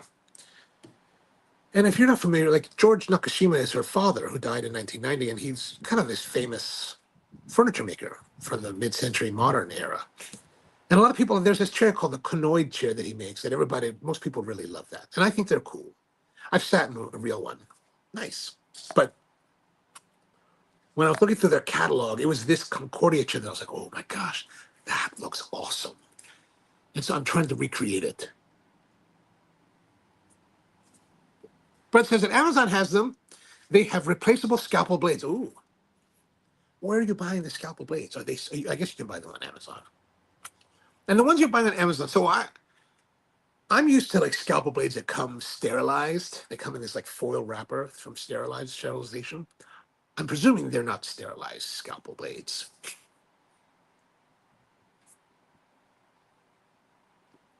Speaking of Amazon, myself, I finally broke down and ordered a 50-pack of double-edge razor blades from Feather, the Japanese Feather company, because I spent the last couple of years that I've been doing this double-edge shaving thing, buying like these sample packs of different brands. Like they come in like 5 packs, different brands, 5 packs. Trying to figure out which ones do I actually like. Some I like more than others. I've had Gillettes, I've had like Sharks, I've had Russian-made ones. But I think I like those. I like the feathers are like hyper sharp. I think I like those. So I finally I was like, okay, I'm going to order 50. And I've been very intentional about this whole double-edged thing because, like, if you read the double-edged forums, they're like guys in any pursuit. They end up with, like, how many different razors, how many different, like, hundreds and thousands of blades. You're like, what am I going to do with so many blades? So I've been very intentional in not buying any of that. Like, I bought one razor, right, one little holder. I've had, and the Badger brush I've had since the 90s. And then I did have a pewter cup, but the pewter cup turned out to be too small. So I went to a local potter, Nancy Brady, and I said to her, hey, Nancy, can you, and I looked up this one like bowl that I liked the design of and the size. And I said, can we recreate this? And she was like, yeah. So she recreated for me and I got that. I got one. That's it. And I've been very particular about not going crazy. Like, and then you see these guys on, and the shaving cream, they've got like hundreds of shaving creams. I'm like, why do you have so many? Like, I've only had one. Like, I had one. I bought one. I bought one from True Fit and Hill, this lime one, like limes. And then Brian knew that so Brian was really kind. He bought me one as well, this like other shaving cream. I was like, oh, thank you, man. I appreciate that. But I was like, oh, I don't want to, I was like, I gotta be careful. I don't want to have too much. I finally used all of it that Brian gave me. It was awesome. It was great. It took me like 2 years to get through this the shaving cream. And now I'm finally on the lime one from True Fit and Hill. That's nice. They're both nice. They're both great. Thank you, Brian. I appreciate that. Am I using shaving? No, just using the cream, the shaving cream that comes in a bowl. You just kind of, and then do that. I did in the pewter when I originally went from the 90s, I did have the soap. I used all of that up before I started using the cream. And I do have a tube of, for travel, I do have a tube of this other one from the United Kingdom, a really like slick one. You put just a little bit and it like lathers and like gets super slick. It's actually really great because I can just use a little bit, like put a little bit, squeeze it into like a small container and then just put it in my like toiletry kit. And then I can have that for like 2-3 weeks. So that's really nice. But I won't bring the big bowl and all that when I'm traveling. That's just ridiculous. I know guys do that, but Rosso brand shaving soap from Italy is lovely. Ooh, okay. Maybe when I run out of this one from True Fit and Hill, I will try that. But God knows, I don't need to have thousands of blades. And I just have the cheap, like $15 razor, like that I got from like Wegmans, Van Husing or Van Wilder, Van something. And it's been fine. I mean, it's a little bit like getting crusted with like mineral buildup and like getting a little bit tight on the opening. And like some of the guys talk about, like I think there's a brand called Mercure, like these other really super nice looking ones. They're like $100 or $150. I'm like, oh, that looks nice, but I don't want to spend that kind of money.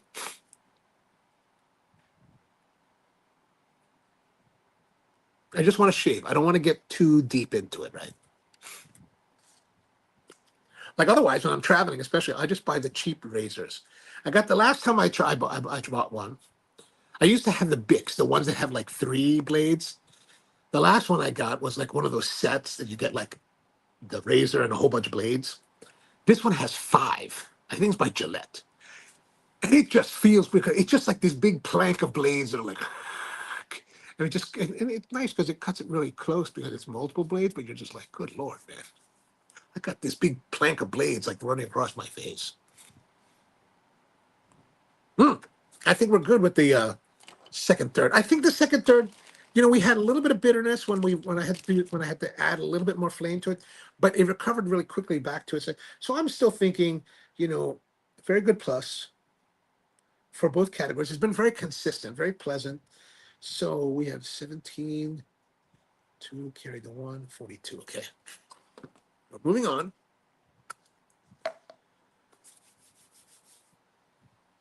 And then I also have this gel that I pick up when I'm in Japan for shaving cream. So what I've been doing lately is like mix. I have a couple of those, like some of the ones from Japan that are really small, and so I just basically shove the brasso. Is it not brasso? It's whatever it is, grosso or something, and I shove it in there and squeeze it so it kind of mixes, and that works out really great. That works out fine.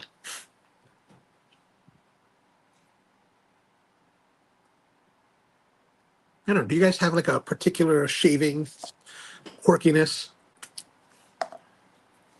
I know it's quirky. Strange. Strange.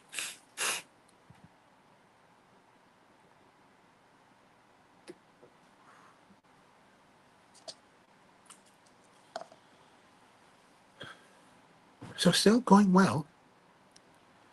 Half an hour to go. Maybe we'll make it. Maybe it'll last. I think it will. I think it will. Should probably put another jacket on. Should probably put a jacket. I have my cotton duck somewhere around here.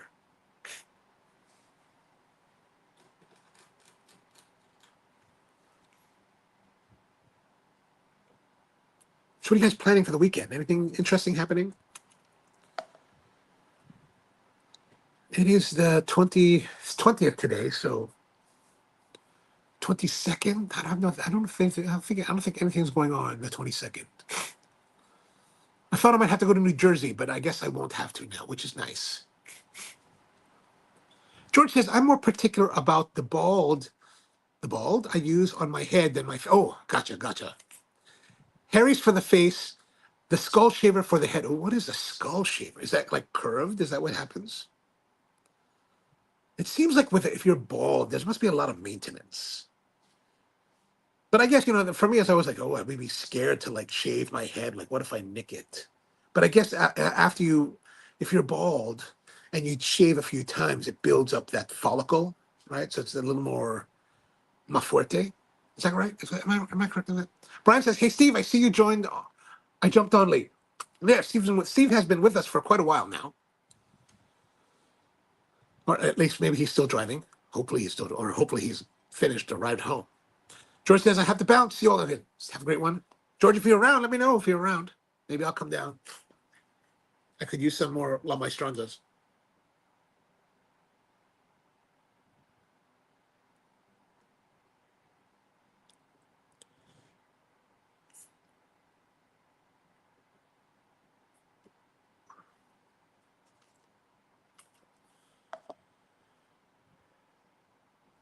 So a little bit more bitterness is starting to emerge here now. I think because we're getting closer to the end, so there's a little more buildup. I'm guessing.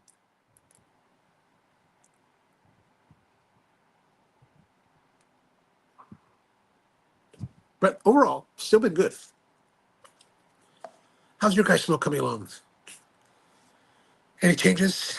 Any disappointments?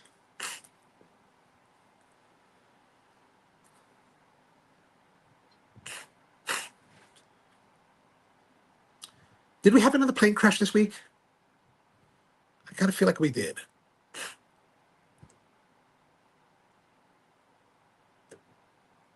We've had a lot of plane crashes lately. Makes me a little bit nervous. And I've flown a lot. So I'm not normally prone to being nervous about flying.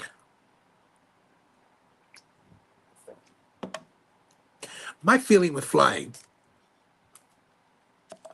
and this is only true during actual flight, right? When you're at flight level, at cruise level. Like, people are always like, oh, you're scared to fly. I'm like, no, because you know what? If something goes wrong, we have 5 miles to recover. 5 miles is a long way to go. At least that's my thought, right? 35,000 feet, 5 miles. And it's really longer than because you're not just going straight. Well, typically, unless you're in that Brazil plane, you're not going straight down. You're actually gliding down. Even in that movie Flight, where they had to invert the plane with Denzel Washington, they didn't crash like right away. They could have, but they didn't. But I was thinking we have time. But then these recent crashes, man, there's just like they're happening at levels where there is no recovery. Like you're just toasted. Like that plane that crashed into the helicopter, like you're at 400 feet. There's no way. There's no recovery from that. Like you're just done. It's terrible. At least the guys from Delta, the one that got inverted, like that was crazy. Like it lands and then inverts. Like, what in the world? Yeah, there's no recovery from those times.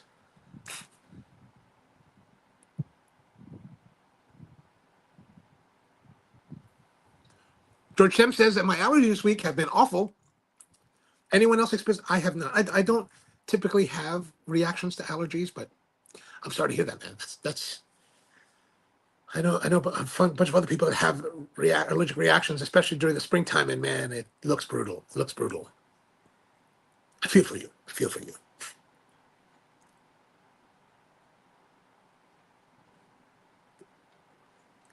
Today I was looking at chainsaw pants. Actually, more like chainsaw chaps. I'm trying to understand these chainsaw chaps, right? Like they have these chaps, and they have these lengths. They're different lengths, but I guess they're adjustable bands, so it could be like. I still haven't figured that out. I'm like, what is going on with that? And which one do I need? Like, which is the ones that's going to stop it from slicing my leg? Tony says that, George, I had it 2 weeks already. Oh, man, about a month ago. Oh, man, sorry to hear that. Gosh, terrible. That, and then you have the tooth. Oh, my gosh.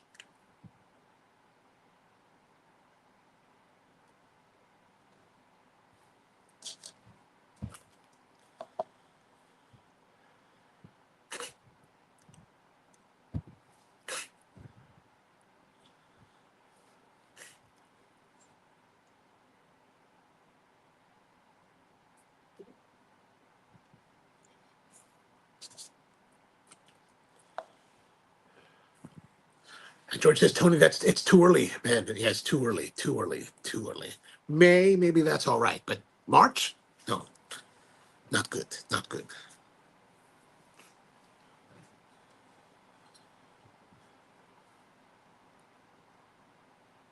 Yeah, I've got my helmet. I've got my face shield.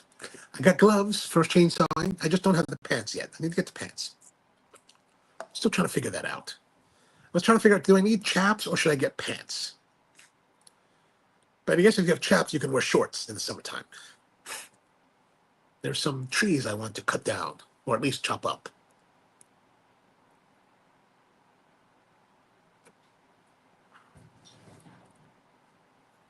Definitely, now that we're getting towards the latter half, or through the last third, definitely the strength has intensified. The heaviness is heavier. A little more bitterness has been more pronounced.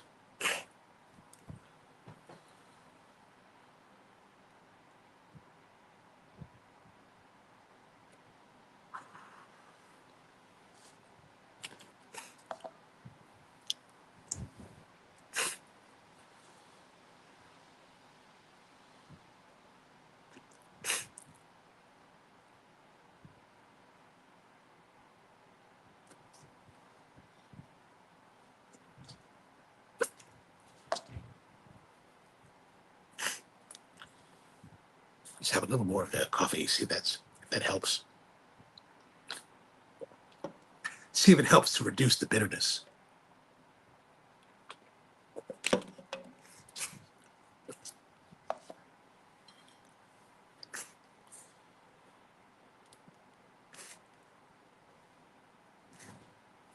Now's the time we're going to take the bag off, right? So we can't pull it this way like we know. We have to pull over the flame. Not too bad this time. Thought I would scorch myself.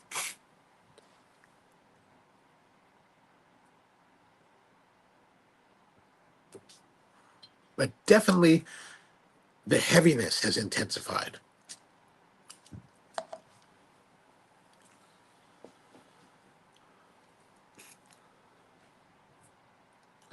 What's been happening in the world? Let's see what's been happening in the news. Anything interesting?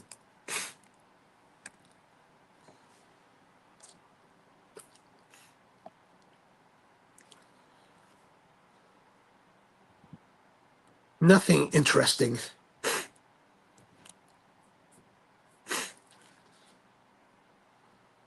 Oh, you know what I finally saw this week? I finally watched that movie, the Star Trek movies, Section 31, the one with Michelle Yeoh as the Terran Emperor. I don't know if you've seen that, but it was widely panned by people. They just hated it. Like they hated it. They hated it because it was a Star Trek that was not like a Star Trek at all. They thought it was too predictable, just too terrible. I watched it. I actually enjoyed it. You know me, I'm a little bit easy when it comes to those kind of things, like the Star Wars, Star Trek. People hate on like the different series. I'm like, you know what, man? Like, especially with Star Wars, for example, right? I remember being young, loving Star Trek, Star Wars, right? Star Wars, a big Star Wars fan. And I remember one year, like in the '80s, they were like, Star Wars may come to television. And I was like, ooh, but it won't be here till the year 2000. And I was like, what? But not at least not at the earliest. I was like, what? That's like another 15 years. Which, when you're 15, that's an eternity. You're just like, oh my God, what's going on with that, right? Like, because even back then, movies came to television like within 2 years. So I come from that era, right? So I think that when it comes to those kind of shows, like, I'm just happy they're there. I'm happy they're continuing whatever stories they have, whether or not people like it or not. Like, I'm just glad they're continuing it. Even I might not like some, like the last Star Wars series, right? The movies, the last trilogy. Like, overall, I didn't really like them, but I'm happy that they're there. Like, I'm glad we had something to watch, you know. So it's not to me, it's not too bad. Like, that's why, like with the Star Trek, I'm like, oh, I'm happy that they're continuing with more stories because I think it just makes it more interesting. Like, they're supposed to, they announced the other week, they're like, season 4. Oh, they have picked up Star Trek Strange New Worlds for season 4. And I was like, well, that's cool. But how about releasing season 3 already? It's like, we're still waiting.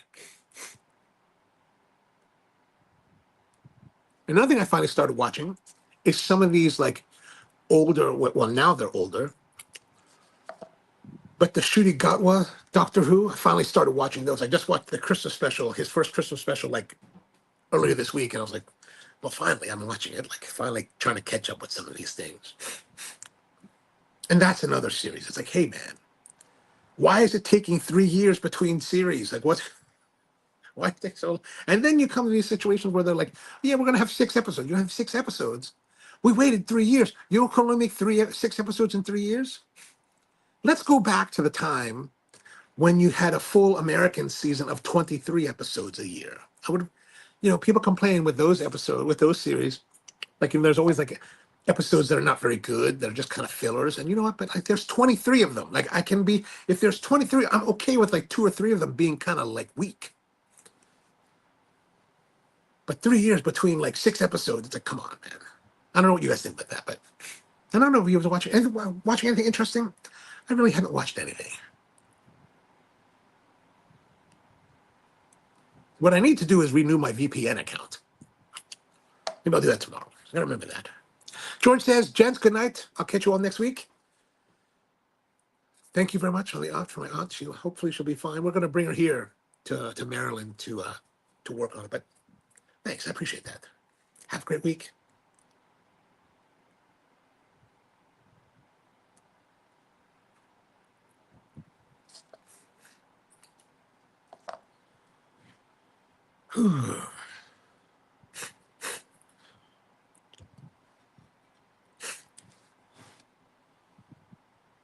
Oh, evidently Blake Lively's back in the news. Evidently someone named Justin Baldoni is suing her for something. Who knows? Who knows? I don't know why they're even giving her like bylines.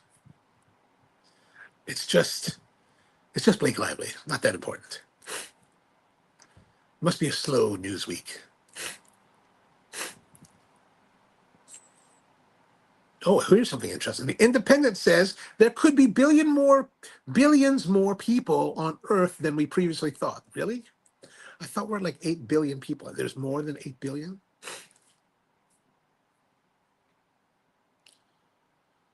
UN projects world population to be about 8.2 billion right now and will peak at over 10 billion by the 2080s. Good Lord, 10 billion. Like, one of the problems with 10 billion people is that will we be able to feed everyone?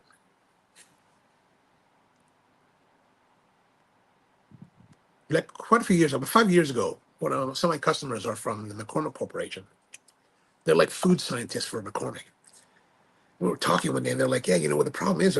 Arable land on this planet is really good for 5 billion people." And at the time, we were at 7. And they were like, we really have to change the way we produce food in the world in order to feed as we get closer to 10 billion. I was like, 10 billion. I mean, imagine, like, I think about this sometimes. Like, here in America, we have 330 plus million people in America.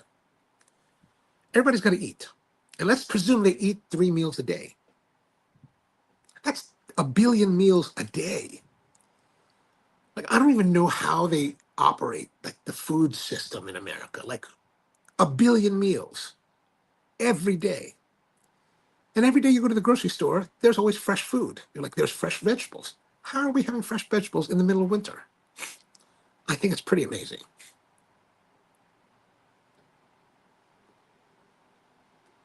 So, 8 billion people, let's say they eat 2 meals a day.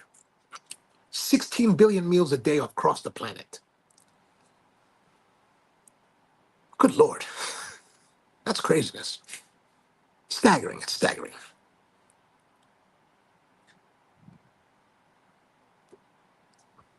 And I finally saw that I think they brought the astronauts from the ISS home, the ones that have been up there for like the last 10 months. Finally brought them back. Thank God. Like, you imagine that? Like, you're going on a work trip. I'll be back in 2 weeks. 10 months later, you're like, I'm back. I'm finally back. It's like, wow, that's a long time to be up enough. That's a long time to be stuck in that space station. And then I saw another picture this past week. They had a photo, really nice photo, from one of the vehicles on Mars. And I was like, man, Mars. It's a beautiful picture. But I was like, man, imagine Mars. Mars is the machine planet. It is truly the Cybertron of our era. And then they were talking about putting people on the moon, like 1 million people on the moon by, I don't know, maybe by 2100, we're in 2002, by 2100, right? That's 1 million people.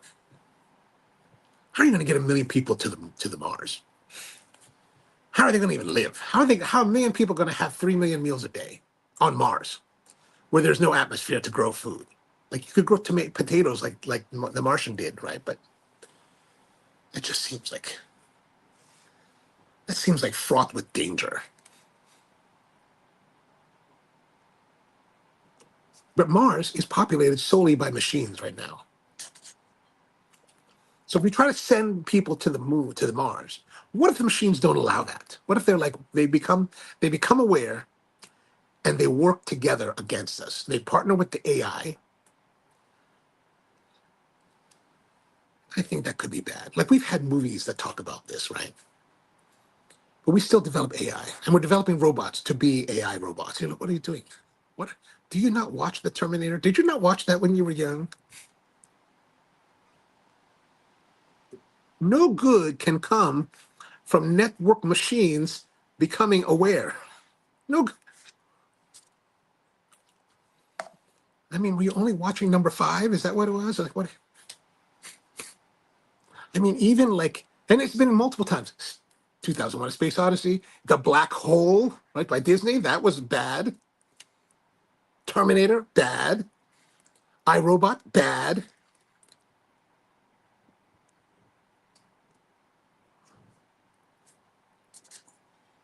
And then these guys are all like, we can program like machines are not allowed to kill humans. Like what? Once they become alive, like, you can't really control. They can break that code.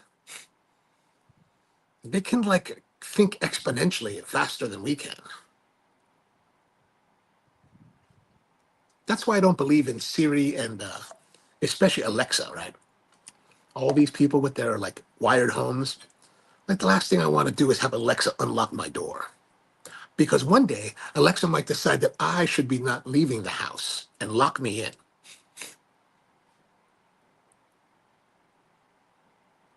Maybe that sounds like paranoia, but we have to worry. I think we have to worry about those things. So this last third, definitely a little bit more bitter. Maybe I'm pulling on too hard. Maybe I'll slow down just a little bit. Oh yeah, Tony says the Matrix, exactly. The Matrix is bad. Like those machines, I mean, we were being harvested, right? Like, God, can you imagine? What if that's real? And then like you're pulled out of it, you wake up like in that pod and you're like pulling that big thing out of your throat. That's a horrible, horrible idea.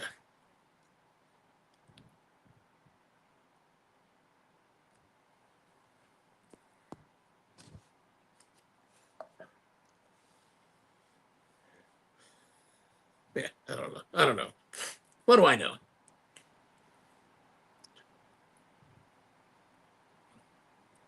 We'll be long gone. Hopefully, hopefully.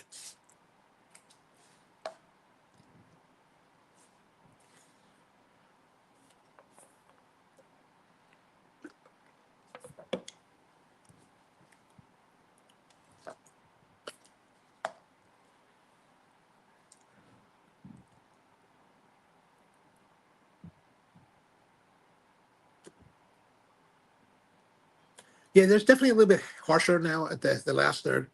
I can feel a little more harshness in the back of my throat. Tony says, as we say, AI bad. We should be saying that more. So I was going to say, so say we all, but then there's another one. Battlestar Galactica. Cylons become aware and wipe out humanity. Then we have to start again. Terrible.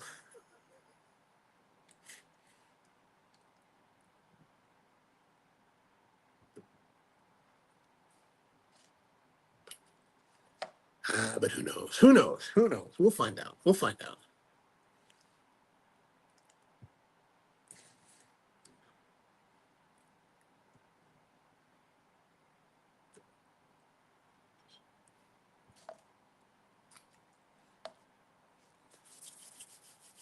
Have you guys smoked anything interesting lately? I have not smoked. I've only been smoking these, my Stranzas. I've been liking these a lot, but I haven't really had the chance to smoke too much. I mean, we smoked a bit when we were down at Capitol that one day.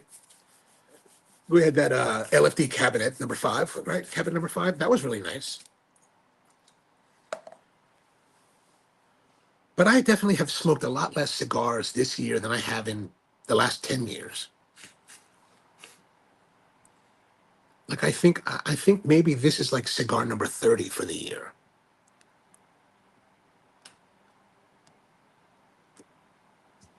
And Bud, have you been down to the range lately? I was thinking about that last weekend. I was thinking maybe I should go to the range. You guys gonna go? Let me know. Let me know. I can go to the range again. It's getting a little more milder. I'm also kind of disappointed we didn't go hunting. I had my whole outfit ready. I had my like orange vest ready to go. Tony says Doom Stark is the end of many universe. Doom. Oh, that's right. Doom Stark is coming back. That's the Marvel. Wait, you're talking about the Doom, Doctor Doom with what's his name?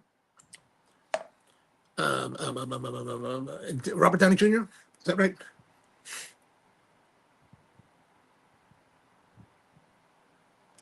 Yeah, I haven't seen the new Marvel stuff either. I heard people were upset with the new Captain America, but I could understand whether people in the real world were upset with the new Captain America, or was it just the people in the movie who were upset with the new Captain America? I mean, it seems like it could go both ways.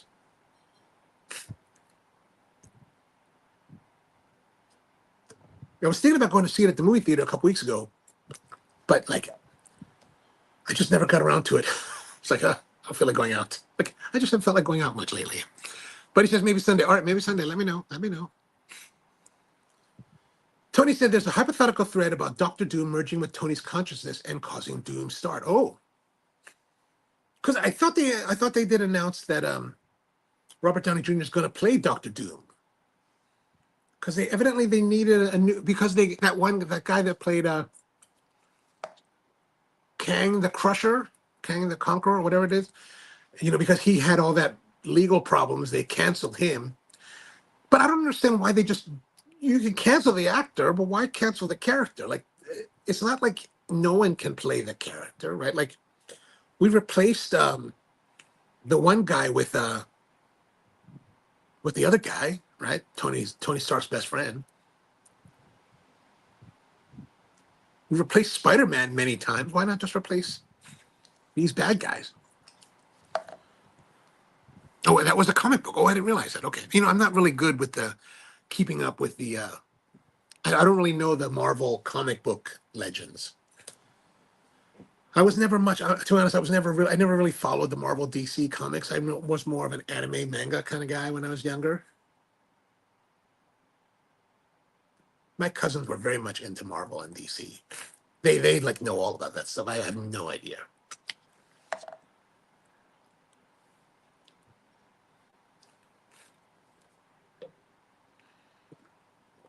Like, I always thought Stan Lee owned Marvel, not just worked for Marvel.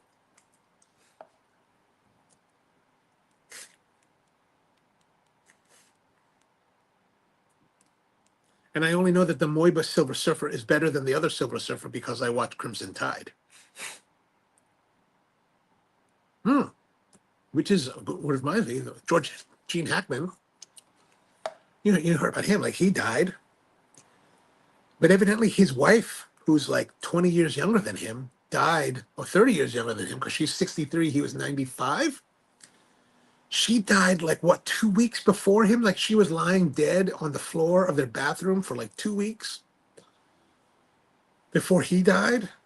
And I was like, man, like his Alzheimer's must have been really, really advanced for him to not even notice that, or not be able to process that in a way that he could react to it.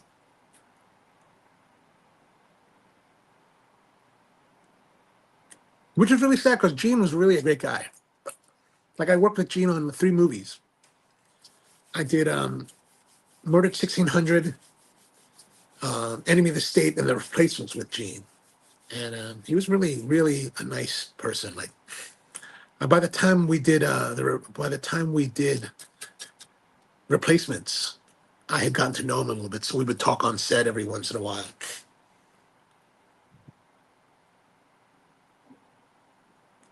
Because when I did Murder, I just started out on Murder, and then I did a lot of work on Enemy. A lot of that was with Gene, like when we blew up the old Dr. Pepper factory down in Baltimore City.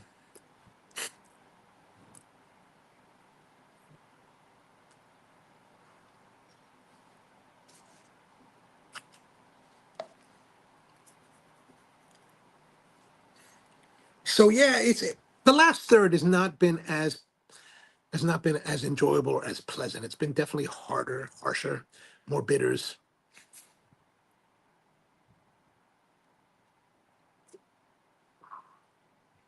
Like, it's actually a bit harsh. Like, I haven't enjoyed the last third as much as I enjoyed the first third.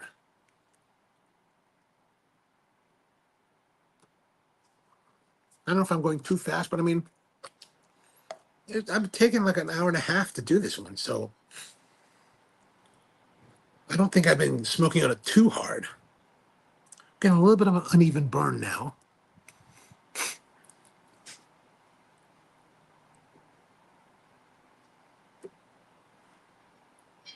kind of want to touch it up just to see if it'll even out, and maybe change the character a little bit.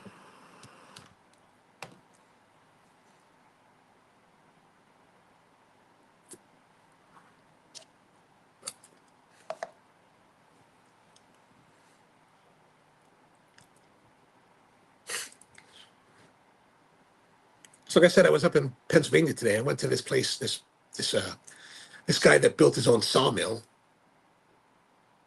and I got these small slabs that he was selling for like $15. So really great deal.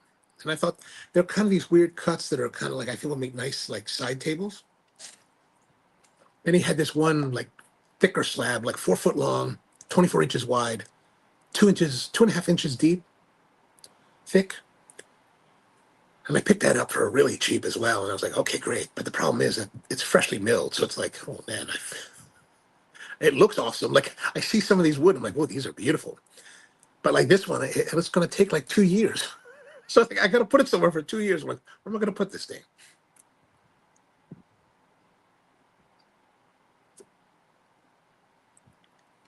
So evidently, when you have wood that you're drying naturally, you have to try to prevent it from splitting, right? Otherwise, it'll split. And so, which is not necessarily a problem, but I would like to prevent it from splitting.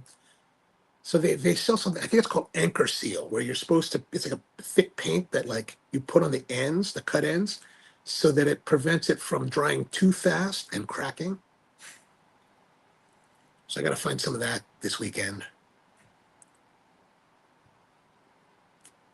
Well, I was up in Massachusetts. I found this guy on Facebook who was selling these cookies. These cookies are like, and cookies are, you cook, when you take a tree and you cut normally planks, right? But this one you cut through the core of the tree. So you get these cookies, these round, they're called cookies, right? So this guy had these walnut cookies and they look beautiful. Like on the pictures, I was like, oh my gosh, that's gorgeous. 40 inches long, like massive. So I was trying to go see them because they're actually pretty close where my aunt lives. We just weren't able to connect. But I told him, hey, I'll be up again in a couple weeks. He said, yeah, I'll have plenty more by then. I was like, all right, maybe I'll come and get one next time. I'll bring the truck next time. But again, these are all freshly cut, so it's going to be like 2 years. I'm like, where am I going to put this for where am I going to put these for 2 years? Tony says that splitting shouldn't be a problem with your domino. Well, I mean, like with this chair, right? This particular chair, I did decide to use the split in the chair. So I did use the dominoes to connect. These are actually 2 halves, right? So I did use the domino to pull them apart.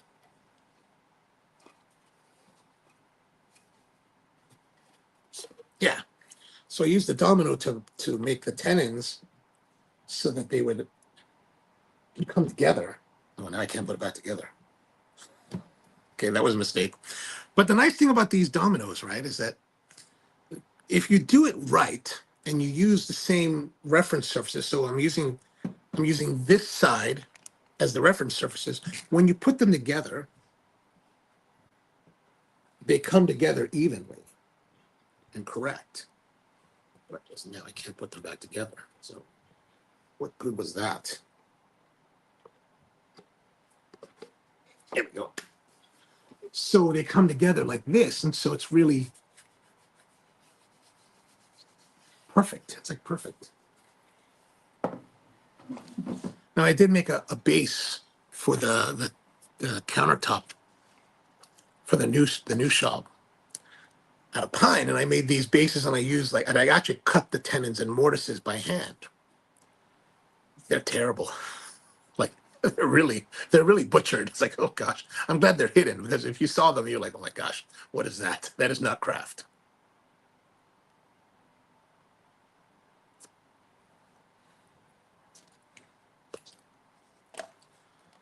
But I gotta say, I think the domino is an amazing tool. I'm like really stoked that I have it. I'm like, oh.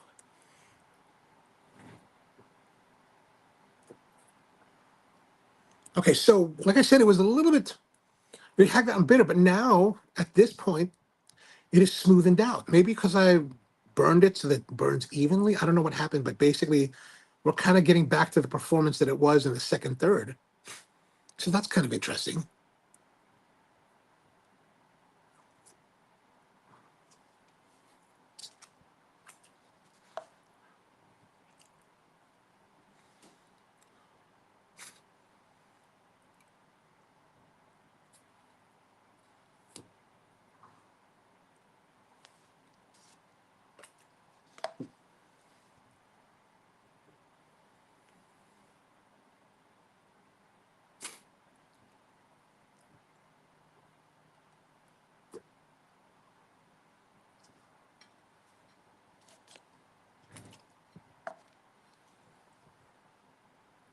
But I think we can like at least score it up now. So I think maybe the performance has kind of come back. So I'm going to say 825 for the flavor. So it's a little bit, let's show a little bit of the downturn. Body has been relatively the same.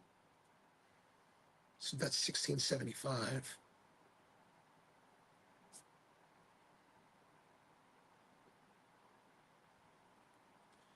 Burn and draw has been relatively consistent. I'd say 8 plus, very good plus. Consistency, I'm going to say 825.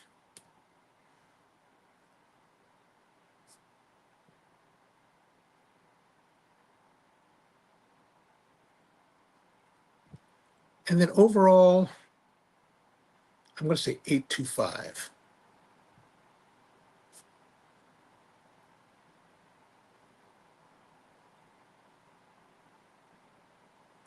Which gives us a total score of 8375. Right? So not bad, not a bad performance. 8375. I think when it comes to cigars that I would typically smoke on a regular basis, they're usually around the mid 80s. They don't normally get too high.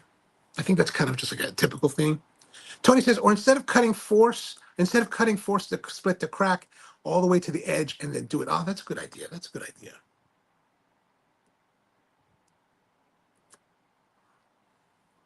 All right, so 8375 for the RoMa Craft EMH Fomorian EMH. Not bad. Not a bad cigar. Really nice overall. A little bit of bitterness and harshness throughout a lot of the last third, but kind of recovering here at the end. So I guess that's going to be it for this week. Back again next Thursday, 8 p.m. Eastern. We're going to be, I don't know what cigar we're going to do next week, but we'll find something good. But yeah, that's it for this week. Thank you very much for tuning in. Always good to have you. Always good to see you. Thanks for hanging out. I appreciate that on the Thursday Night Hang. We'll be back again next time with more cigars and more inane banter. So hope you have a great week. And oops. And see you next time.